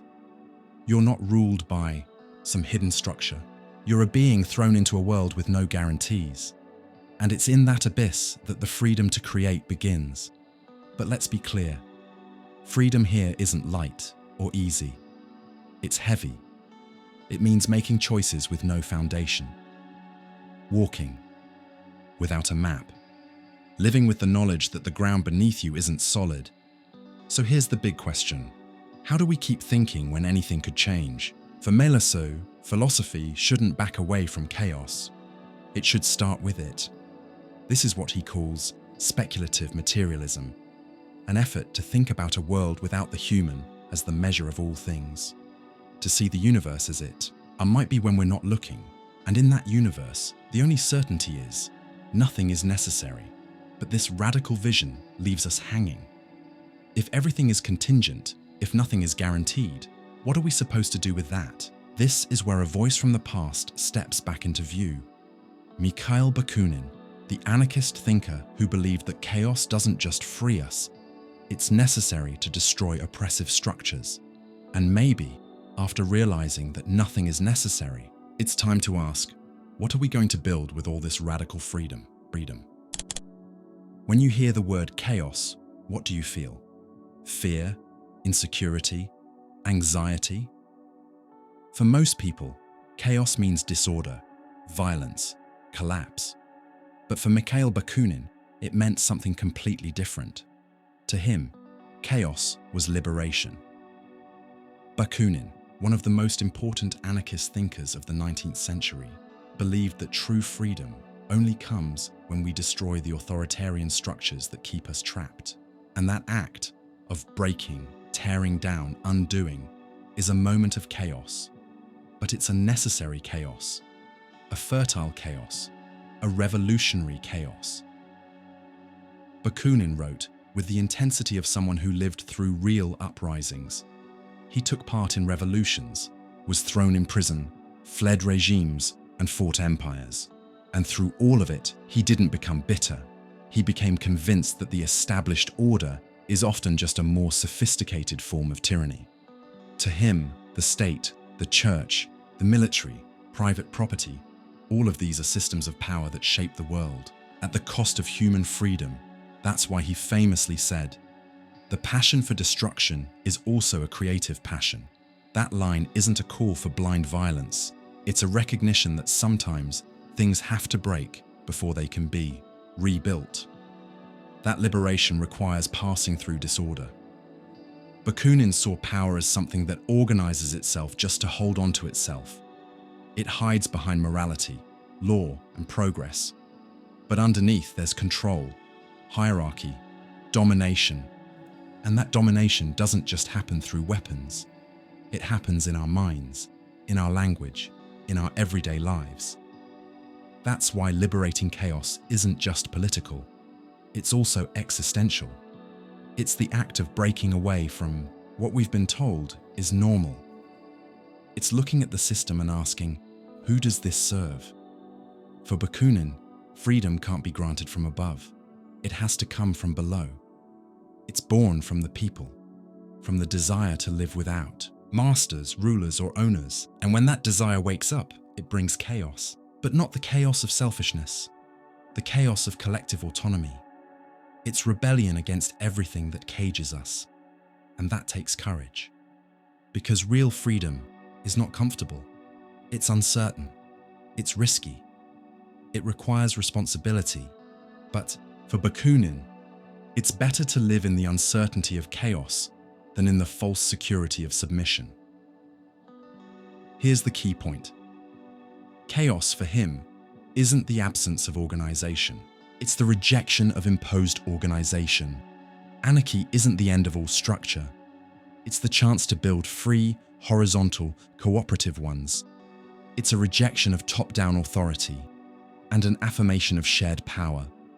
Power between equals. Bakunin's anarchism isn't some dreamy fantasy. It's practical action. It's active disobedience. It's saying no to what dominates, so we can say yes to what hasn't been built yet. And in that not yet lies the true power of chaos, because liberating chaos is the space where everything can be reimagined, where new ways of living can begin, where love stops being possession, where work stops being exploitation, where politics stops being control. It's the moment when what's possible opens up inside what's real. But Bakunin knew those in power will always call that kind of chaos a threat. They'll say it destroys civilization, order, safety. But he would ask, safety for who? What kind of order? The real question isn't whether chaos is good or bad. It's this: who benefits from the current order? And if the answer is a few, then maybe chaos is the only way forward. Now think about it. Have you ever felt like the structures in your life don't actually free you? They just keep you functional. Have you ever gone through a breakdown only to discover a more honest way of living afterward? That's liberating chaos. Not the collapse of your soul, but the collapse of your prison. And every collapse, when faced with awareness, can lead to creation. But Bakunin leaves us with a tough question. If freedom needs chaos to emerge, what does power do to make sure that never happens? This brings us to a different kind of chaos. Not the chaos of rebellion, but the chaos of manipulation. Michel Foucault, a 20th century French philosopher, would show us that power doesn't just work through visible oppression. It organizes social chaos, disciplines bodies, and produces obedient minds. In this case, chaos isn't erased. It's managed, directed, manufactured. And maybe the most advanced form of control isn't the one that forbids, but the one that organizes everything so perfectly that no one even feels the urge to disobey. Power doesn't always shout. It doesn't always ban things. It doesn't always oppress in obvious ways. Sometimes it organizes, it defines, it registers, it labels, it classifies, and in doing so, it disciplines chaos. That's one of the core ideas in the work of Michel Foucault, one of the most influential philosophers of the 20th century. For him, modern power doesn't need to erase the complexity of life. It just needs to pretend it doesn't exist. Or rather, it needs to manage it, because the complexity is still there, alive, unstable, unruly. What power does is build a simulation of order, an apparent order held together by invisible networks of control. Foucault invites us to look at the details. Hospitals, schools, prisons, the military, medical offices, ID cards, documents, rules of behavior. None of that is just technical. It's politics of the body. It's management of the soul. Behind the appearance of rationality, progress, and normality, there's a quiet operation happening. The chaos of life is being sliced, categorized, and distributed. But that chaos never truly disappears. It's just redirected. You wake up, brush your teeth, go to work, reply to emails, pay bills, come home, sleep. And all of that seems normal, neutral.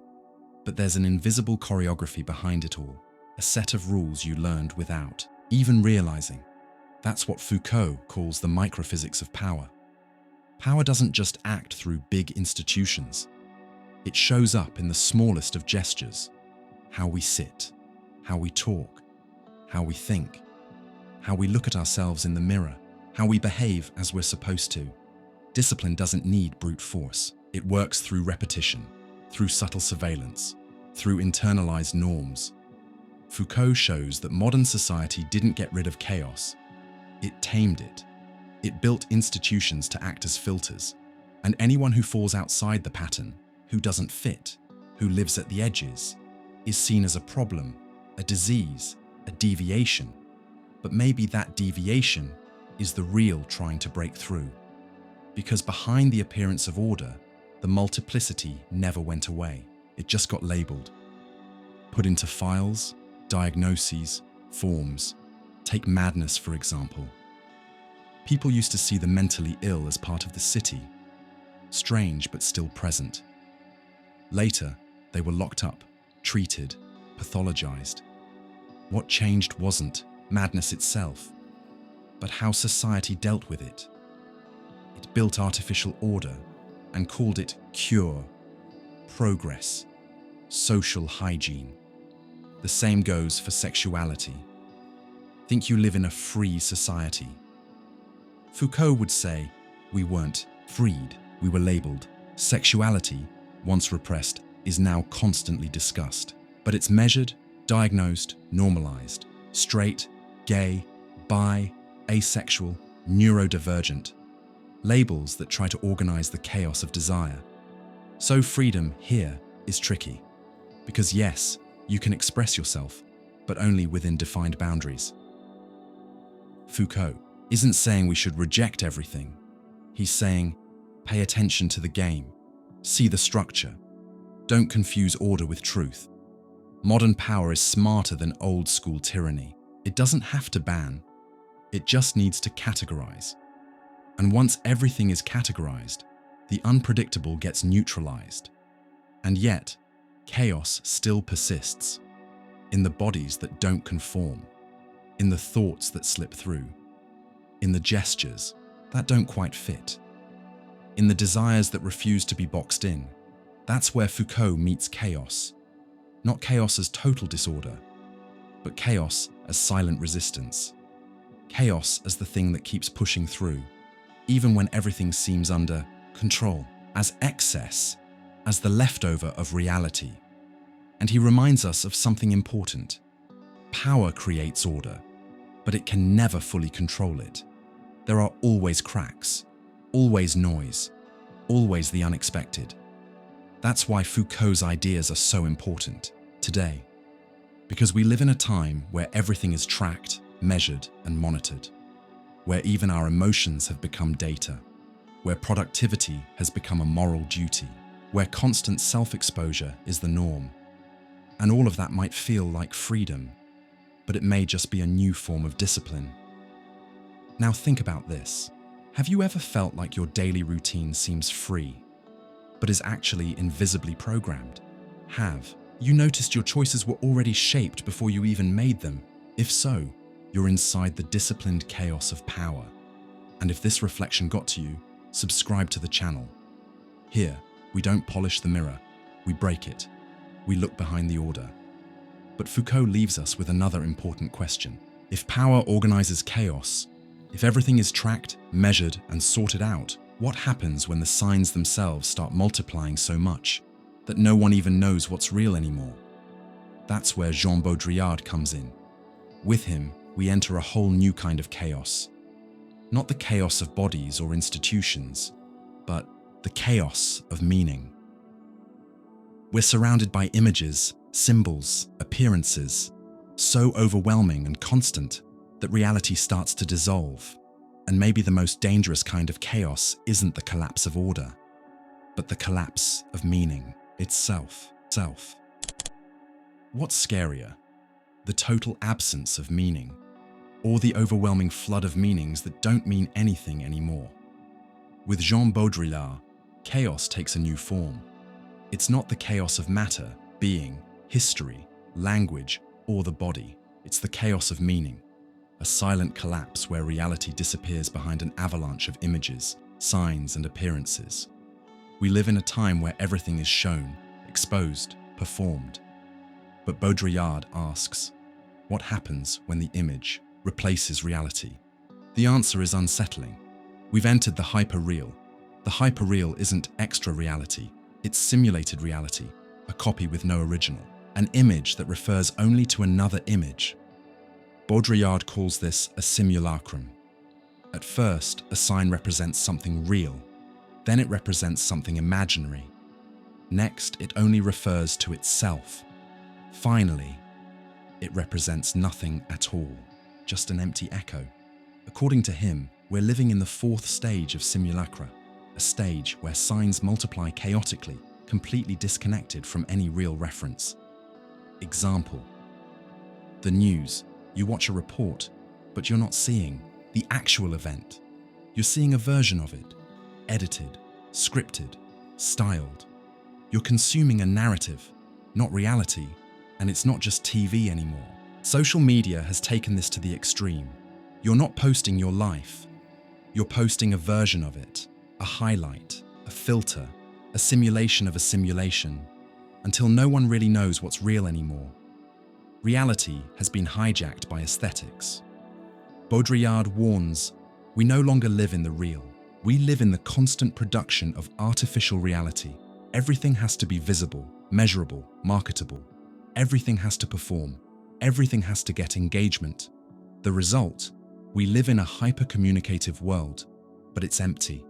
We're bombarded with signs that say nothing, but pretend to say everything, and that's the new kind of chaos. A silent chaos, not one that destroys, but one that dissolves. Not chaos from lack, but from excess.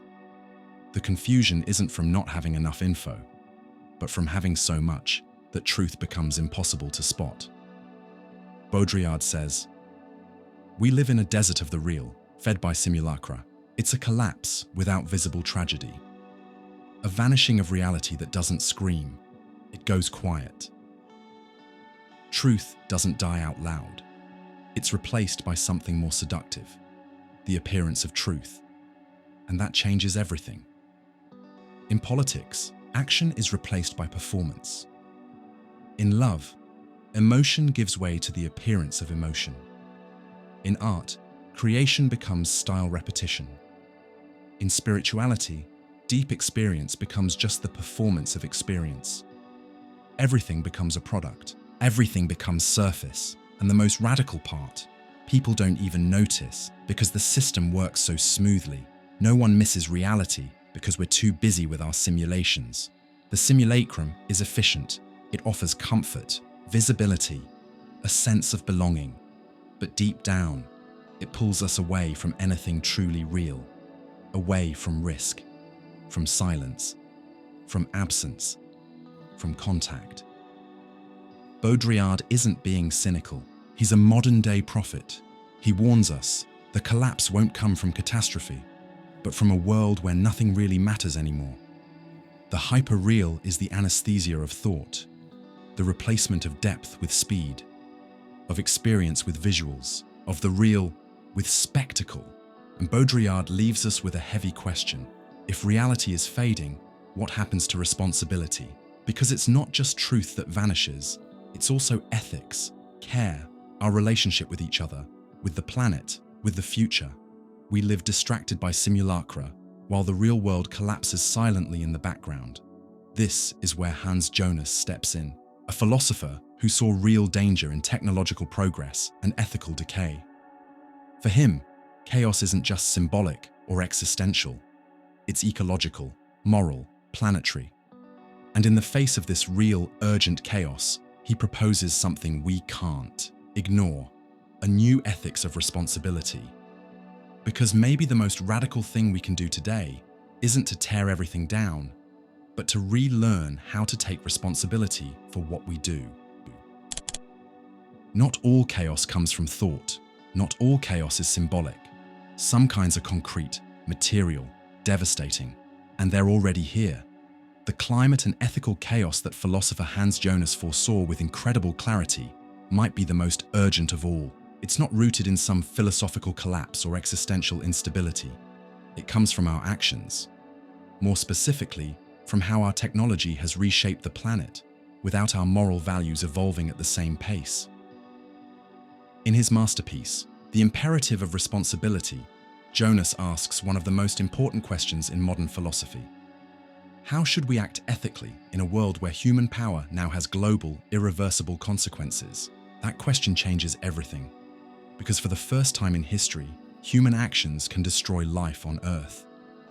And that means we need a new kind of ethics, broader, wiser, more focused on the future. Traditional ethics focused on individuals, in the here and now. But Jonas says that's not enough anymore. Today we have to think about the effects of our choices on generations not even born yet. We need to put the future at the center of our decisions.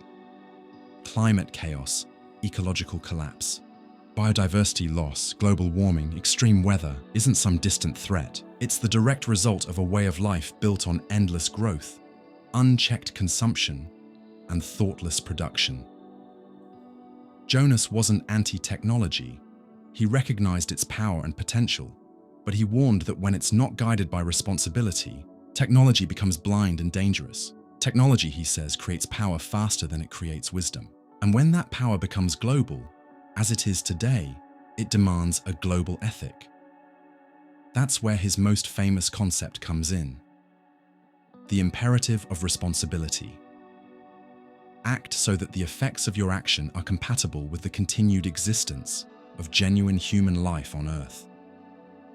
It's a new version of the moral imperative, not just act as if your action could become a universal rule, but act as if the future of the world depends on what you do now, because it does.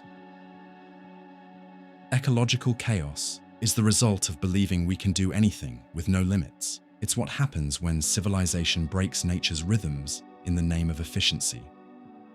Jonas warns us, some limits once crossed can't be undone. This kind of chaos builds slowly. It's quiet, cumulative. But when it shows up, it's brutal.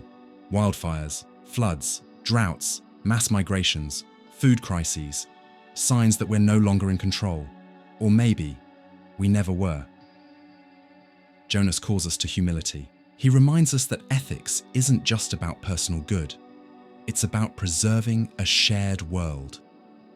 And more than that, he teaches that responsibility is not a restriction. It's a higher form of freedom. To act with responsibility is not to hold back. It's to honor what still has a chance, to care for the invisible, the unborn, those without a voice, to protect what doesn't scream, but depends on us. This is revolutionary, because Jonas builds an ethics grounded not in blind hope, but in wise fear. Fear for the survival of humanity must take the place of blind faith in progress. This isn't an ethic of despair. It's an ethic of brave realism. It's about recognizing that human action has limits, and crossing them puts everything at risk. Have you ever felt like we're living as if the world is indestructible, even while we're surrounded by clear signs of collapse? Have you asked yourself, what kind of planet are we leaving behind for people who aren't even born yet? That's the question Jonas leaves us, and it's not abstract. It's in what we eat, what we throw away, how we move, what we consume. It's in every small gesture, and while Jonas doesn't offer easy answers, he gives us a direction, a moral compass. He calls us to integrate thinking, feeling, and doing, to stop separating reason from care, ethics from ecology, the present from the future. And maybe this is our era's greatest challenge, to think with complexity. We can't live in rigid categories anymore. The world demands a kind of thinking that reconnects what's been torn apart, a thinking that can embrace chaos without being consumed by it. And that brings us to the final philosopher in this journey, Edgar Morin, a thinker of complexity who believes that chaos and order aren't enemies, they're co-creators. And maybe, after everything we've explored, chaos isn't a problem to fix, but a companion to understand. After exploring so many different paths of chaos in being, politics, language, the mind, the planet, history, we arrive at a point where the question shifts.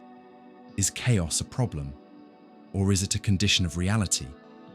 For French philosopher Edgar Morin, known for his work on complex thinking, chaos isn't the opposite of order. It's part of order.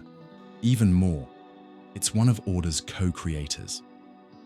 Morin invites us to let go of binary, linear, and overly simplistic thinking, and embrace a way of seeing the world that can handle uncertainty, instability, and contradiction. That approach is what he calls complex thought. For Morin, complexity doesn't mean confusion. It means recognizing that reality is made of multiple elements constantly interacting, sometimes cooperating, sometimes clashing, constantly transforming. And chaos is one of those forces, not as destruction, but as a driving force for change. Think about the universe. Modern science no longer sees the cosmos as a perfect, predictable machine. Instead, it sees a system that evolves through explosions, disruptions, and randomness. And it's out of this cosmic chaos that stars, planets, and even life emerge. Life came from chaos, but also from patterns, from organization. It was born out of instability and from the ability to reorganize in the face of it. That's the heart of Morin's philosophy. Order and chaos don't cancel each other out. They nourish each other. And that applies to everything. Biological life exists in a balance between equilibrium and disruption. The human body is a self-renewing system, constantly rebuilding itself in response to stress, injury, illness. Culture moves forward through tensions, revolutions, and crises, and personal identity is shaped through both coherence and contradiction. In other words, chaos is inseparable from creation. Morin says, complexity isn't about making things more complicated. It's the way reality actually works. That's why trying to reduce the world to neat, binary systems, things we can fully predict or control, isn't just naive. It's dangerous. It blinds us to the richness of reality. Simplistic thinking separates things that should be connected. It turns everything into fixed categories, single causes, and absolute truths. But that's not how the real world works. Truth is partial. Logic is full of contradictions. Order is unstable. Morin challenges us to ask, what if we stop seeing chaos as the enemy? What if we start seeing it as the condition for freedom, creativity, and resilience? He's not suggesting we live in disorder. He's suggesting we learn to navigate uncertainty, to think with the edges, to think with paradoxes, to think in the in-between. Complex thought is deeply ecological because it understands that everything is interconnected. Nothing exists in isolation. Everything is linked. And in this tangle of connections, chaos isn't noise. It's rhythm we don't fully understand yet. Morin believes we're living through a civilizational crisis, a crisis of thought, a crisis caused by separating reason from emotion, science from ethics, humans from the planet. And only a mindset that welcomes chaos, without trying to tame it, can help us get through this. So, chaos isn't the end. It's the space where a new kind of order can begin, an order that is flexible, evolving, alive. Now think with me. Have you ever lived through a moment where everything felt uncertain? But somehow, that uncertainty led to a new kind of clarity. Have you ever felt like, when everything fell apart, what remained was more honest, more real, more fertile? That's complexity in motion. That's chaos working alongside order, not as opposites, but as co-authors of reality. If you followed this journey all the way through, you've probably realized something. Chaos runs through every part of existence: the metaphysical, the psychological, the political, the emotional, the cosmic, and there's no way to eliminate it. What we can do is learn how to think with it. To think with chaos is to embrace vulnerability, to let go of the illusion of total control, to make room for the unexpected, not as a threat, but as an opportunity. At its core, that's what philosophical maturity is. It's understanding that reality can't be solved like an equation, that truth doesn't move in a straight line. If this perspective resonated with you, consider subscribing to the channel. Here, we think with courage, with clarity, with care, and with complexity. This might be the end of the series, but like chaos itself, thought never really ends. Each philosopher we explored offered a different glimpse into the abyss. Each gave us a way to listen, to integrate, to respond.